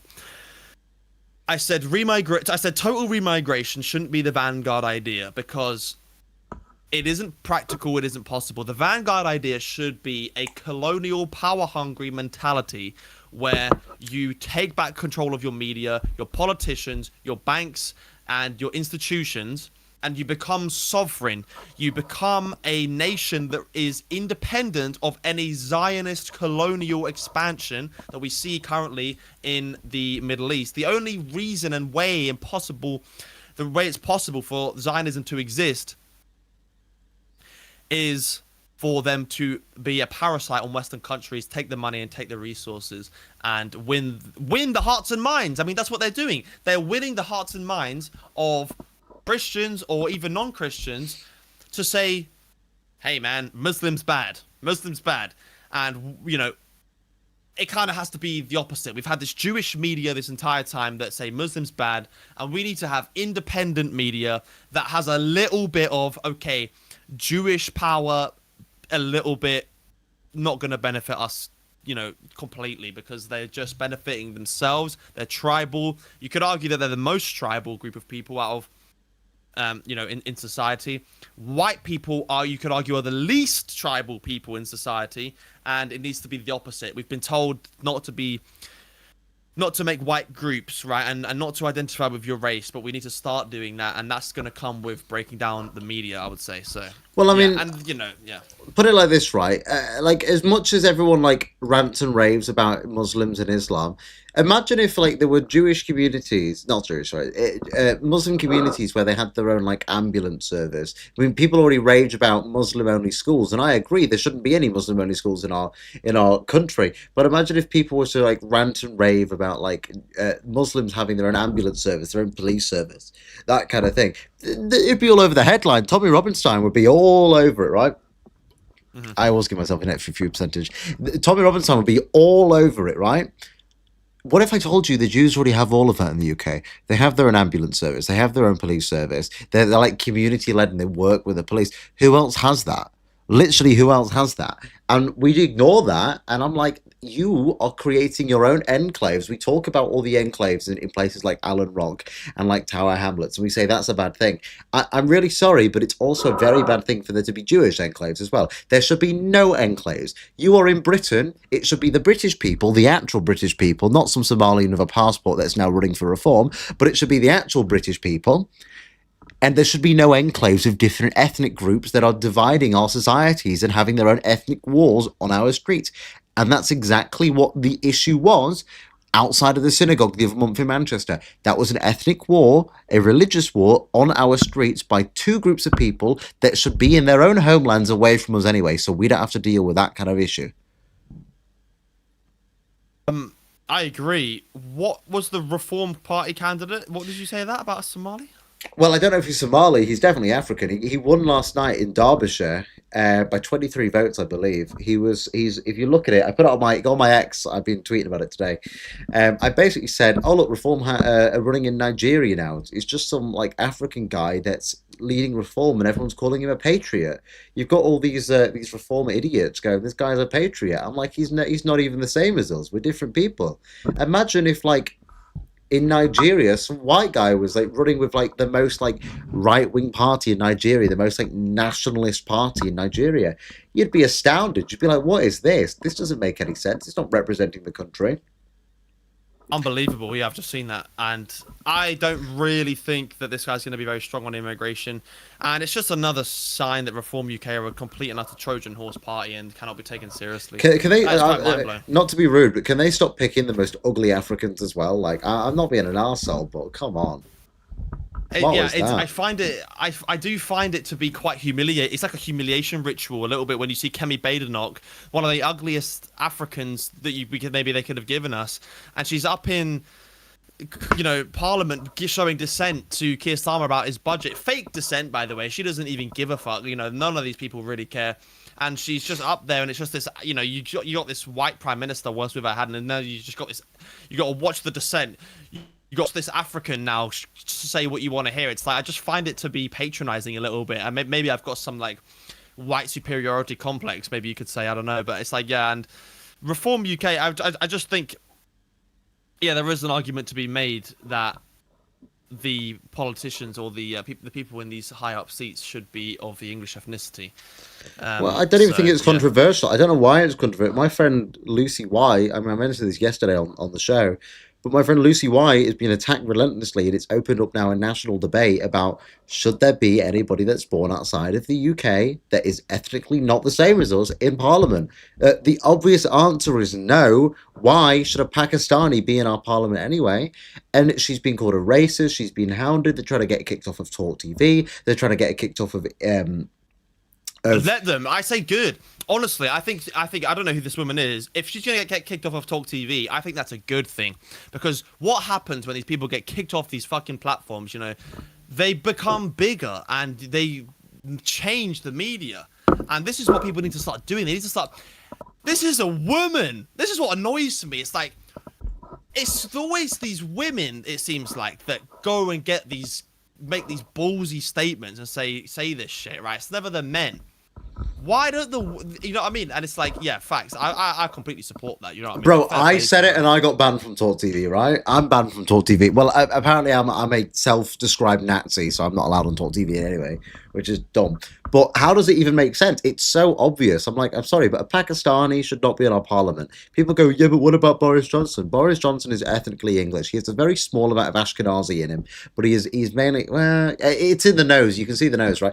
But that's offensive. But the argument proves the point. He brought in the Boris wave. True. Deport Boris Johnson. Deport the guy. You know what I mean? If Boris Johnson was never the leader, if you took your argument to a logical extent, we would have had less immigration. Boris Johnson is part of the problem. He's got a Ukraine flag behind him. He worked for the Daily Mail. Deport him. Oh, no, Boris Johnson's a complete traitor. No, I mean, I guess that works, yeah. Boris Johnson's a complete traitor. But I think it's also important, the whole Boris wave and whatnot, is if you actually look at it, if you look at who employed it, it was an Indian woman. Was Priti Patel that was in charge? It was Priti Patel or Sola Braverman. It was one of the two. They both look the same. But it was one of those two that employed the largest amounts of Jeets coming over the border and been giving citizenship into the UK.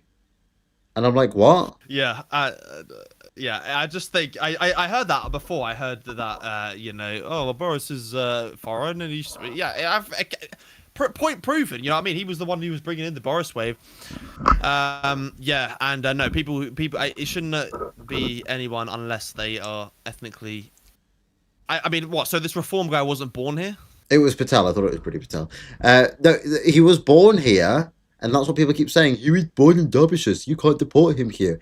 I'm like, look at the guy. You're telling me I can't deport that? Are you joking me? If I showed you a picture of like 10 Africans and that guy was included into it, I said, pick out the Englishman, you'd sit there scratching your head. It's like Guess Who if it was fucking DEI. They're all just going to be foreign. Like, of course you're not going to be able to pick it out. But if I showed you a picture between Jared Taylor and, like, the guy that invented Mario, you'd easily be able to tell me which one's the Japanese, even though they're both born in Japan.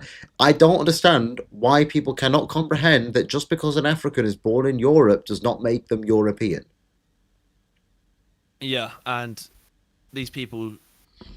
I think so you would be in favour of, if you're going to run for any kind of office, you'd have to have a DNA test. Is that right? Yeah, well, number one, I don't think most people that are English need a DNA. I know I'm English. Would you? I mean, would you need a DNA test to determine that you're English? You know your family history and all, right? Well, yeah, I do know my family history reasonably well. The only thing that is not English for me is I've got an American relative. I think it's my dad's granddad, I believe. So yeah, but so maybe he was some sort of European, but but too much, bro. Yeah. Too much. So yeah, I mean, look, the thing is with this as well is that it's quite difficult. You know, you have to a lot of the time you might be doing it based racially, or rather on skin tone. But I think that there should be some kind of test, like some kind of like, I don't know. It's difficult to do it. It's difficult to, or maybe rather than that, maybe rather than having a DNA test, is to, again, win the hearts and minds of the people and say, hey, we don't want Africans, we don't want Indians, we don't want South Asians running our shit. You know what I mean? If it looks like an African and it walks like an African, looks like an Indian, looks like a if it clicks like an African, and yeah, then it's probably gonna be like an African. It's probably not gonna look out for you. It's probably gonna look out for the Africans or the Indians or the Pakistanis. So I think that is probably a better way of going about it, a better strategy and especially, and we're so far away when these reform councillors. I mean, it's not even like a Labour councillor or a Conservative councillor. It's a reform councillor, and I think that maybe these Guardian hit pieces that they're doing, did you see the one where they called Farage a terrible racist Holocaust denier or, anti-Semite? I think that this is probably what's going to do the job. No joke. Well, I mean, this is what's going to do the job, because if the reform voters are racist, anti-Semitic, then they're not really going to vote for people like that. So, yeah. But I mean, to be fair, maybe in this new era, it's better to judge on what kind of things they do in office. If this actually even made a difference in the first place, right? That's another thing, is that we're kind of talking about, hey, man, we don't want these Africans in, but, okay, whether they're African or whether they're English, does it even make a difference? I mean, that's what we said at the start, right? In the Kahoot game, the elected representatives don't actually make a difference. So they can be African, they can be English. Maybe this rhetoric is unnecessary at the end of the day, you could ask. So you could argue. I mean, I'd say it probably does have some necessity to it, because of like the psychological effect that it will have on people of that ethnic group. It make them feel like, hey, look, we're being represented in this British Parliament now. We can go get elected as well. And what you have seen is a lot of the time where you have these people of ethnic backgrounds, they always advocate for policy that benefits ethnic backgrounds. Like, it was a few months ago, we had, I can't remember his fucking name, it was probably Mohammed Khan something or another, but he was advocating against the ban of cousin marriage. Why? Because he's a Pakistani that probably is married to his cousin. This is why they all end up retarded, right? But that is true. But it's true. But they're advocating for these policies because it benefits them and their people and their cultural ties. We had another guy in Parliament today arguing about foreigners being inside of Parliament, and he was saying that they should be allowed inside of Parliament. Yeah, I wonder why you're saying that. Maybe because you're a Pakistani. That's why you're arguing for that. But this is just, like, we can't deny it. I think as an English person, if I was if I was a member of Parliament in India, not that I'd ever want to be, I'd probably hang myself, but if I was a member of Parliament in India, I would more than likely advocate for policy if it came up saying we need to employ more English immigration here. No Englishman's going to India. Like, we have enough shit on the street as it is if you walk through Bradford, but no Englishman's going there. But we would probably advocate for that policy because it benefit our people. Even if I was born in India, right? That's just the way that it is. That's just the way that it is. Yeah. People don't want to admit that. You're it's tribal. True.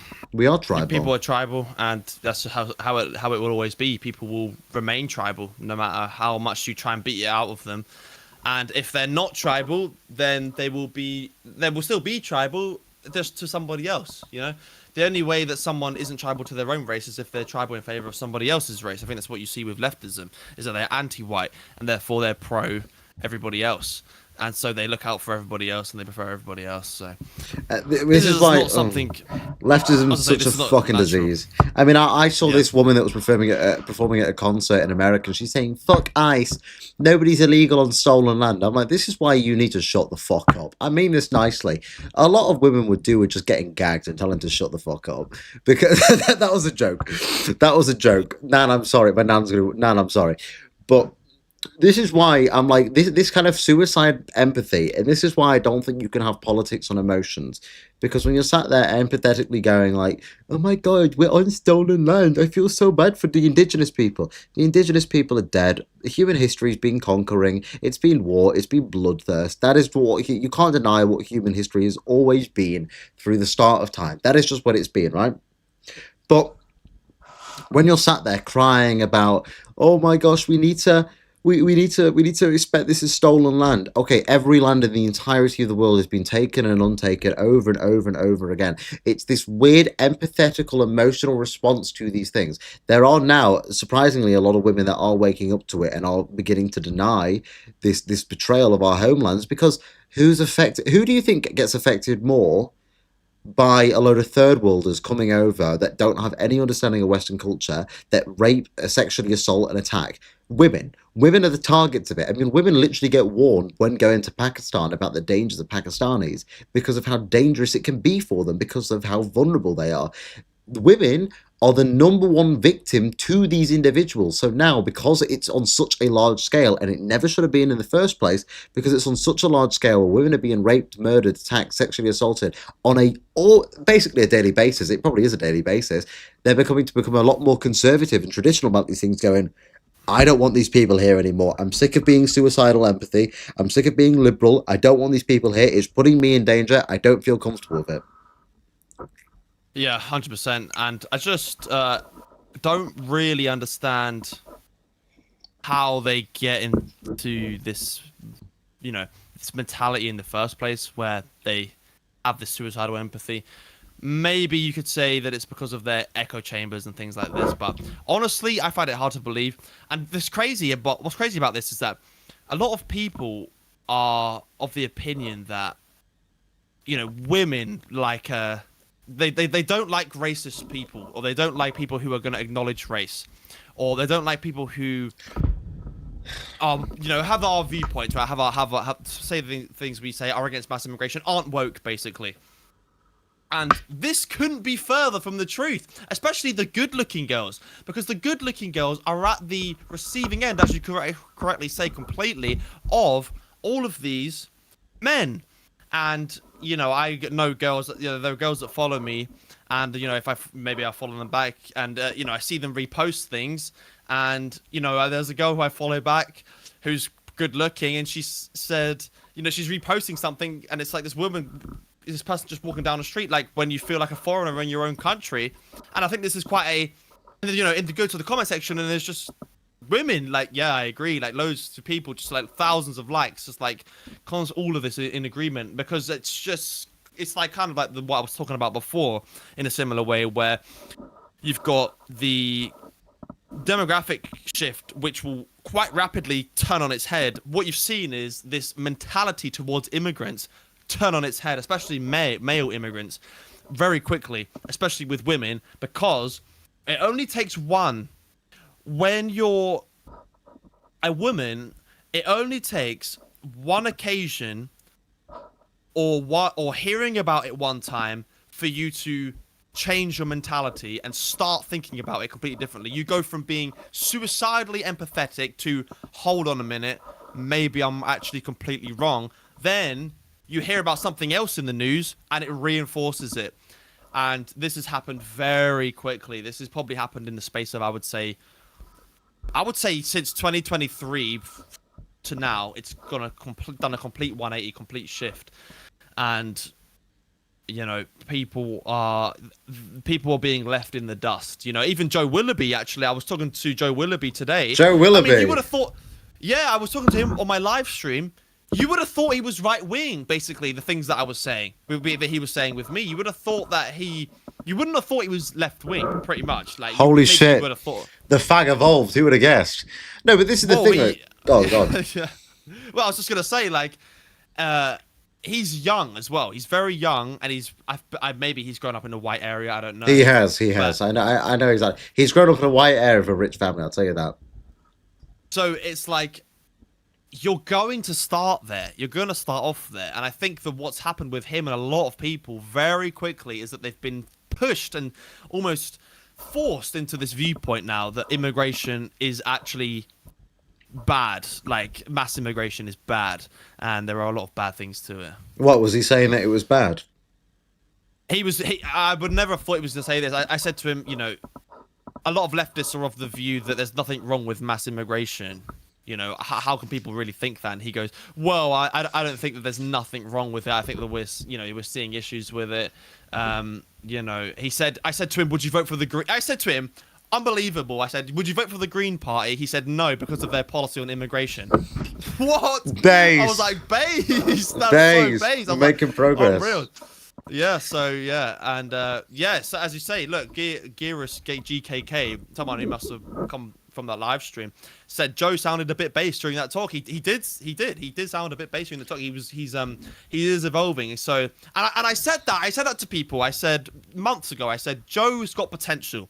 I said that these other leftists on TikTok who are absolutely out of their mind, but Joe, I've got faith in Joe, because I do think he's somewhat intelligent. I think he's funny as well, and I think he is maybe a little bit. Maybe if you take, I don't know, take donations or whatever, but maybe there's a little bit of a grift there. I can kind of understand it, but I think he is sincere.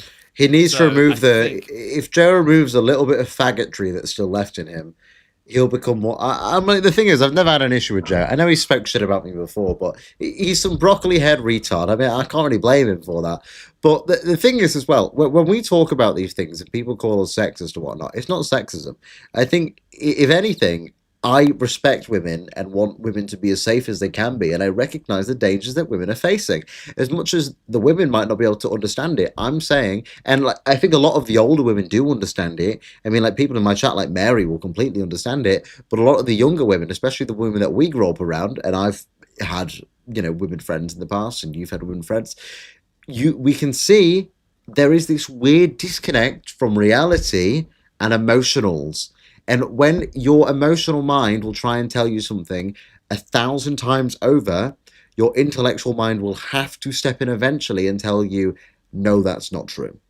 No, that's not true. You have to understand the facts. And the fact is, I'm really sorry, as much as you want to sit there and say that refugees are welcome here, the refugees are going to find you in a dark alleyway and show you exactly why they should not be welcome here. And that's me being as blunt as I can about it. That's exactly. So that's funny, because that's basically what I said earlier. I said, because I think cognitive dissonance is a lot more likely if you're low IQ. And I think that's why people say that the left are a lot lower IQ. But I genuinely think that there are a lot of leftists that could get raped by an Afghan in the middle of the night. Maybe they'll enjoy it because, you know, they're that way inclined. And they wouldn't change their position. They could literally have their suicidal empathy, like, and this is true, by the way, because this has actually happened in America. I can't remember the exact case, but there was a black guy or a foreigner, some kind of foreigner who, or maybe it was an illegal migrant, who killed the son of a father. And the guy said, hey, man, stop being racist on social media. I forgive him and blah, blah, blah. And then maybe it was a psyop, but it's like these people literally could get raped by their ideology and they still wouldn't change it because they're so deep into believing it. Pause, not like that, but they're so deep into believing it.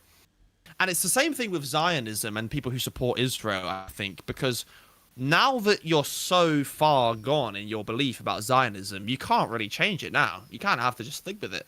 So, but people like Joe, you know, the intellectually honest and the sincere are beginning to come around. I mean, I even know a girl who follows me who's got pronouns in her bio, and even she's reposting shit about immigration. So, you know, even the pronoun gang are on it, right? So, yeah. I mean, I was talking literally before this stream to a bunch of my leftard retard friends, on one of their TikTok lives, and they were like, Hugh, like they were talking to me about Israel, and they were like, you know what, Hugh, you actually understand quite a few things. I was like, yeah, believe it or not, I'm not just this guy that you see post a tweet. Yeah, okay, sometimes I post a tweet under some fucking foreign in the UK, and I just write deport because it's funny. But I mean it, but it's still funny. But you still have leftist friends, Hugh. Very, very, very few. Very, very few. Most of them disconnected with me. In all fairness, most leftists, like genuine leftists of my generation, are either faggots, and I don't mean gays because there are some base gays, but they're like faggots, like massively just retarded, or they are female. Most men that I know, like actual like men that I know, like my best friends are all men. They've been my best friends for years. They are all very, very much aware of the issues. A lot of them talk to me about they talk to me about immigration, the Jewish question, race, that kind of thing, right? They understand that. A lot of the people in my life that have always been like left wing and liberal have always been faggots or women. There is no other way around it. It's completely true. But a lot of people now are becoming to come over to this side because they are the people being affected. I mean, put it like this. Do you really think that all the gays that are supporting all of this migration are going to be happy when it turns out all the migration from the Middle East, which really wants to just lob them off the top of fucking Tesco, they're going to be happy with that? Well, no, of course they're not. Are all the women that are so empathetic to all these refugees that finally get caught up in a bad situation where some Afghan migrant doesn't understand social boundaries and decides that he, as an individual, is going to take it upon himself to rape somebody or sexually assault them? Well, of course they're going to eventually look at reality, and the reality is, if you want kids in this society, look at the future. Look at the future. Would you feel safe?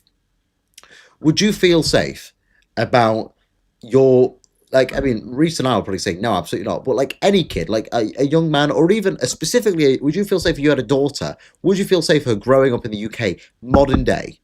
No. So all the ignorance of these people, all the ignorance of these individuals, right, that like to pretend like there are no issues, refugees welcome, immigration's not the problem, it's just the billionaires. Yeah, the billionaires want more fucking immigrants, you idiot.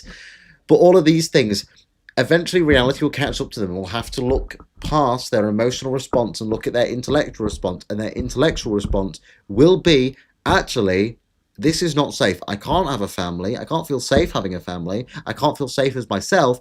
Where do we go from here? Then they turn to us and they go, you've been saying this for years. Yeah, because we can see when the third world is here, they ain't going to respect you very much, dipshit.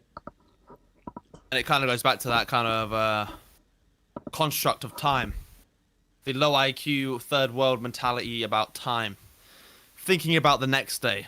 Am I going to get raped tomorrow? No. Is your daughter going to get raped in 10 years? Much more likely, when there's 10 times the amount of people from countries that despise us. And yeah, and you know, I can't remember the guy's name. Is it James? The Egyptian guy, half Egyptian guy.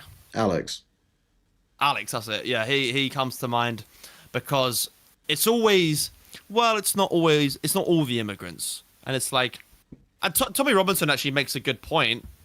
I'm sure he didn't come up with it, but it's like, if you have 1,000 sweets in a given jar, and there's 10 of them that are, or rather even one of them that is poisonous, are you gonna pick a sweet out of it? And it's gonna kill you? Well, no. And you're not just gonna start importing people based on that, and you know, people get, and then if you know, well, you don't generalize that. There's your argument, but then they'll say, well, there's bad people in our own country. Yeah, obviously, there's bad people in our own country. So you don't want to fill up you know, it's kind of like you've got murky waters at the moment, or previously in the country, you've got murky waters that you might be able to clean a little bit. You're not going to get it completely clean, but you're going to be able to purify it to some extent. And rather than that, you're just pouring sewage into it. And that's not a good idea, obviously. Because the sewage is making it a lot more...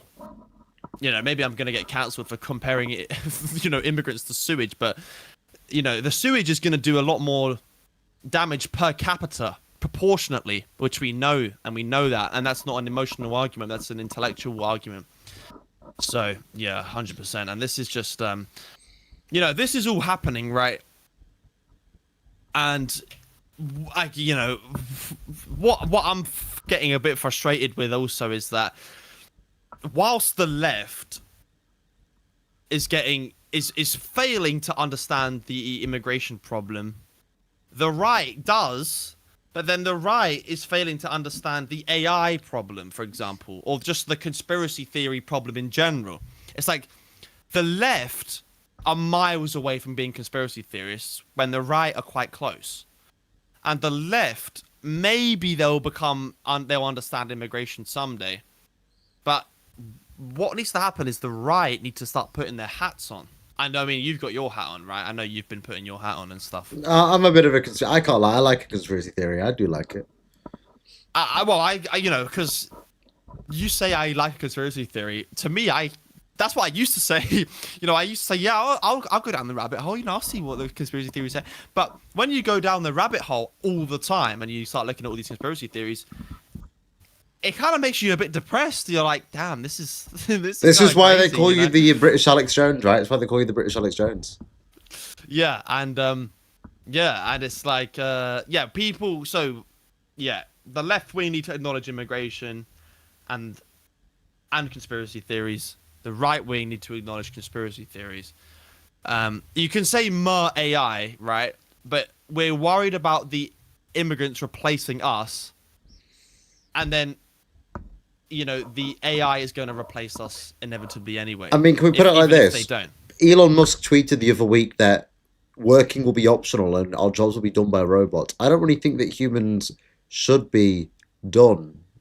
Human roles should be done by robots throughout the entire world for everything. I think that takes away the entire incentive of life. Human beings have never relied on automation to carry on with life. What's the point in living if everything's done for you? There is no incentive. Work's optional, so you just want to sit inside all day. That, number one, is going to completely break down society. It's going to break down your natural functions. I think AI needs to be severely regulated so that it does not take away from what makes human beings human beings. Because if it does, what are we left with?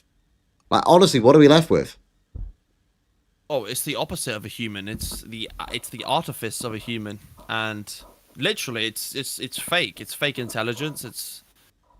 It's a world where it's powered by non-human life, non-human intelligence, and you got to think about Peter Thiel, right? We're becoming an increasingly Christian or God-filled society. And you got to think about Peter Thiel. What is he? He represents the Antichrist, and he's connected. He is AI. But this is the thing as well. I don't think it is overblown. To say that it's overblown is ignorant, in my opinion. You're not looking at the bigger picture. As Hugh says, you know, we're looking at all jobs being replaced by AI. You know, if I assume Crucial Grape, you would assume that Jewish people have a big power of society. Do you think they're gonna want to keep the goyim around when they've replaced all of their jobs? Well, no, they're gonna want to depopulate them. I would say so. Well, as I've said, I said this yesterday on the show. I said, like, number one, look at the facial recognition cameras in the UK. They're designed by a Japanese country called NEC. NEC has a direct contract. It had a direct contract with the Tel Aviv Cyber Welfare University. They were literally employing people, graduates, straight out of that university to come and work for NEC. Apple, for example, hired the other month a load of ex-agents of Unit 8200, which is Israel's very secret service AI intelligence, technologically intelligent agency, right? They have been planning this for ages. Just put it like this, right? The IDF has now banned all form of Android phones, weirdly enough coinciding with Apple hiring all of these Unit 8200 people. Who is going to benefit the most from a global controlled AI'd system? Well, it'll be Israel. It'll be the people you don't want to control you anyway, because you do anything out of line. I mean, they're already trying to legislate anti-Semitism in the US. They've legislated it in the UK. They're trying to legislate it in most of Europe. If you tweet something bad about Israel, that's then tracked all through AI, for your racial, your facial recognition, through your phone entering your thing, through your email addresses that go back to it, through the cameras on the street recognizing your face. That all goes back to it. They determine you're anti-Semitic. You could be out of everything because they control you. They control you in this big technological system. This is exactly what they're going for. Digital ID, digitalized passports, digitalized banking account. All of it is digitalized. Yeah, and just total control, total AI control. And so, yeah, I don't think it's overblown. That's basically what I was going to say. I don't think it's overblown. I think it's rational, reasonable. I think if you're going to say AI is overblown and worrying about it is you know, maybe fear-mongering or whatever, I think that's probably what people were saying about immigration, you know, a decade or two ago. Or three. And so, yeah. I don't know. Was anything else to talk about today? Yeah, so we got the China thing that we went over. I mean, yesterday's stream, I made the point of, so you saw the whole 12 prisoners released, right? It was coincidentally 2 weeks after I go on about that the government is releasing people on purpose to push forward digital IDs and whatnot. On the 1st of December, it went into law, statutory law, about what regulations digital ID and data collection needs to be held forward. That was a law passed in June that was now solidified as of the 1st. And then yesterday, David Lammy made a statement about the prisoners that were released and said it was due to human error because of the paper-based system, so it all needs to be digitalized to prevent this from happening in the future. So 2 weeks ago, when I sat there and I said they're creating these situations to push forward a digital system and to therefore promote digital ID to track these prisoners at the fear of releasing these big news articles about illegal migrants and whatnot to make you fearful of going, there's these sexual deviants on the run that have been released from prison. Oh, they're not, it's human error that's doing it. Well, we need digital ID to prevent it. And then David Lammy himself came out and said, yeah, the issue is human error. We need digitalization of it. Yeah, and similarly, I said, I think I said this similar thing. And I don't really think it takes a genius at this point. I think it just takes a bit of, you know, observation, kind of just look at what's going on around the world. I mean, David Lammy is retarded. David Lammy is not like... Hey, can't help it, it's biology. Well, I mean, he, like, you just, like, not even on a racial sense, you just look at the guy. He just looks like a retard. He does, like, not even racially, not even the fact that he's black. Not at all, not even if he's African or whatever. He just looks like a retard. Rachel Reeves is the same. Starmer is the same. Well, Starmer actually used to be a spy. True, he worked at a communist camp, didn't he? And so these people are just doing what they're told, and they had the jury trials that they're going to scrap as well. They're actually going to do that. It's just like, bro, it's just like this is kind of what I'm getting at. You see this kind of shit, yeah. When we focus on immigration too much, we kind of let it slip by us that they're putting digital ID through, and they're removing jury trials. And the thing is with that is that if they do us for, because I've said that if I got done for hate speech or anything, or you know, arrested, I would just plead not guilty because a jury of my peers would never convict me. But if that gets taken away, well, GG. Like, that's out of the map. That's not even going to be a thing anymore. So, you know, maybe they're going to stop really cracking down on political dissent. If we go away, hopefully we get sent to the same prison. That'd be quite fun. Just, like, piss off all the people in the prison. But even then, the prisons aren't even... They're nothing. You know, HMP Wandsworth is just a joke. It's a joke. Like, the prisons are just an absolute joke. You know, you got these people that kill and murder and do horrific things and rape. And they just go to prison and then they just live the lavish life. In some cases, better than fucking people live on the outside. So, Well, yeah, I made this point yesterday. So the jury trial is now scrapped for anything that's under a 3-year sentence. And I made that before I got, for some reason, yesterday's stream got kicked off as I started talking about this. My internet got completely cut out of nowhere. It was working fine. I mean, I've been live now for 2 hours and it's been perfectly fine. Out of nowhere yesterday, I was talking about free speech and these jury trials and the digital ID and the government control and saying that no matter what you do, they are watching everything and there'll be social credit that goes over it. And I made the point a lot of these trials are now for crimes that are under a 3-year prison sentence. I said, isn't it awfully peculiar? Most of the hate speech convictions are all for under a 3-year prison sentence. So unless it's rape or murder or sexual assault or manslaughter, if you tweet something bad, which can all be tracked back now through the AI and the monetization of who you are and your data collection, and they determine that's bad, you no longer get to plead not guilty at a trial because of the Miscommunications Act of 2003. It will now go forward and they will say point blank and simple, you have committed such a crime. It does not need intent because the Miscommunications Act 2003 does not require intent. It just requires you to have said something that can be deemed grossly offensive. You are then fucked. Straight point and simple, you are fucked. And there's nothing you can do about it because there's no peers anymore. They've got you from digital ID. They've got you from online tracking. There is no legal legislation that can help you. You are done. That is it. It's over. Dan, thank you for the £5 donation, by the way. and there was that guy recently, as I say, who's gone to jail for saying, I can't remember saying the N word and the F word, and yeah, it is concerning on X. But I do find that it is a lot of the time on X, and I don't know why that is. Have you ever seen someone, X or Facebook, right? It seems like X or Facebook. This YouTube comment. I mean, this is the stupid thing. That woman that was convicted for saying that her attacker was a faggot, or even like James McMurdoch that was being sought out to potentially be prosecuted for tweeting the letter N. I was rang for saying the letter N. I've called myself a real nigger before on stream, and now that's a crime. I'm like, I don't really care because I'm not referring to anybody. If you want to deal that as grossly offensive, go for it. It's language. We're supposed to be the founders of freedom, and now you can't even say things like that. Excuse me? Like, how can you claim that we're a free society when our speech is being regulated to us, number one, by foreigners, but number two, by big corporations and judicial systems? And bearing in mind, a lot of the judges in the UK are foreign. A lot of them are foreign. Like the one that ruled on the Bell Hotel, for example, he's a Jewish guy. Like, this Freemason. Yeah, he's a this just keeps happening. It's like, how can this even exist? How can we claim to be a free country when this is what's happening to us? We can't. And that's just the way we're going. And it's funny because I said to my dad, because my dad is obviously a little bit of a boomer mentality. I don't have a bad relationship with my dad. I've got a good relationship. But I said, we're going to have digital ID. He said, no, we're not.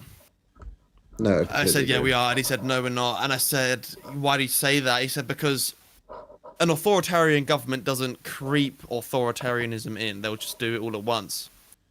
And I think he's being proven wrong because they've crept this in, snuck this under their rug. This whole jury trial thing. I think it should be getting. I mean, I did a video on it. I'm almost. I guarantee it hasn't done more than it's probably done less than 2,000 views. I would say, on my page.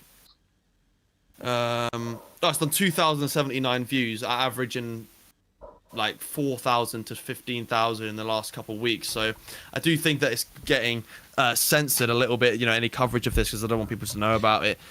But yeah, and we're headed towards total and utter dystopia. I just don't know what we can do about it at this point. I've been really telling people we need to withdraw from the system and stop funding it and stop complying and understand the straw man fallacy and that we're sovereign people.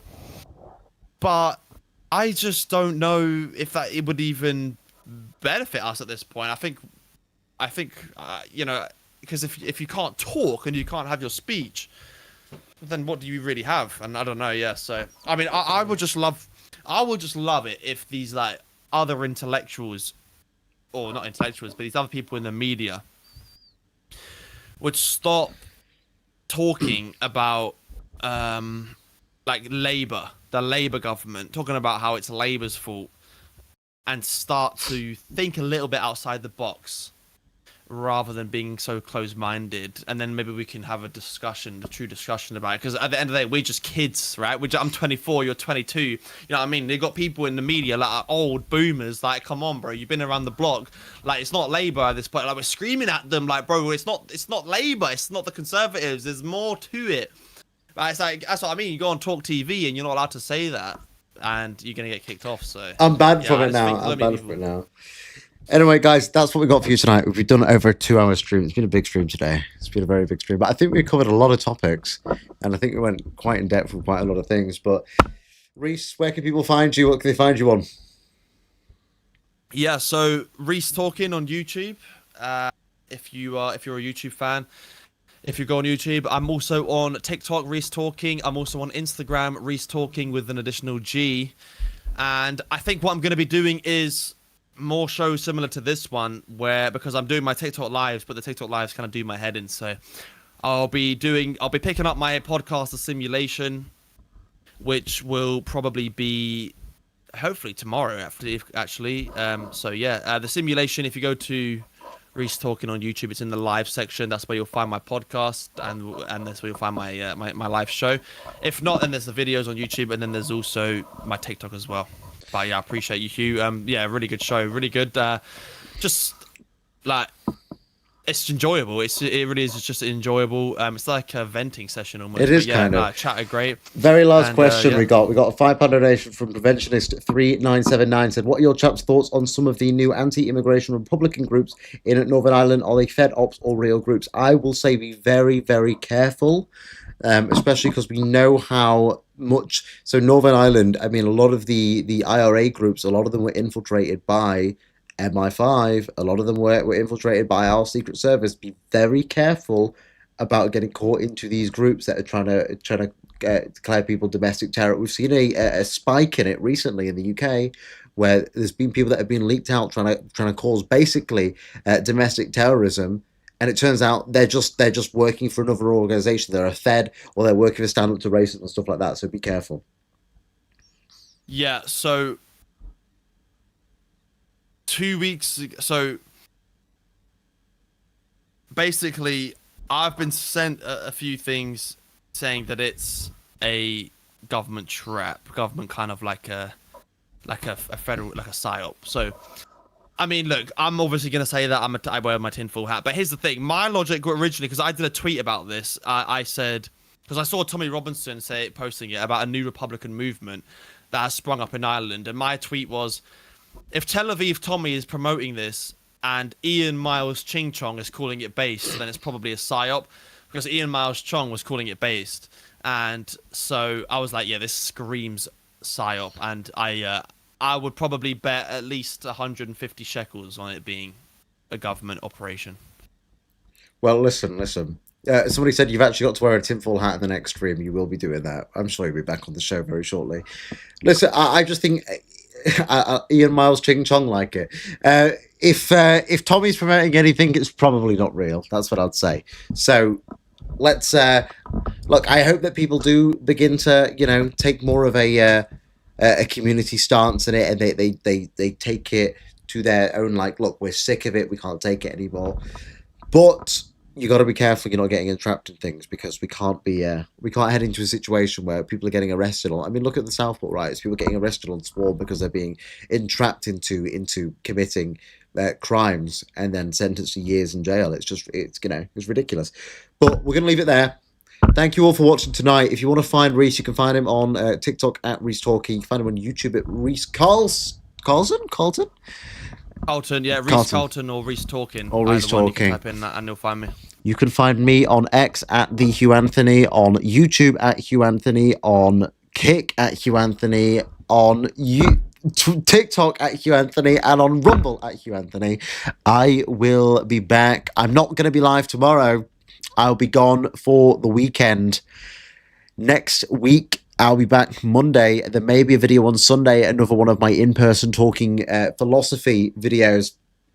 But thank you everyone for watching. I've appreciated the conversation. It's been a lot of fun. I appreciate all of you in the chat, all of you watching across all platforms. It's been a very, very good chat. Bye, sausages. Thank you very much. I appreciate that. Sausages will be departing. But we will catch you in the next one. Thank you very much, everyone. Take care of yourselves and God bless.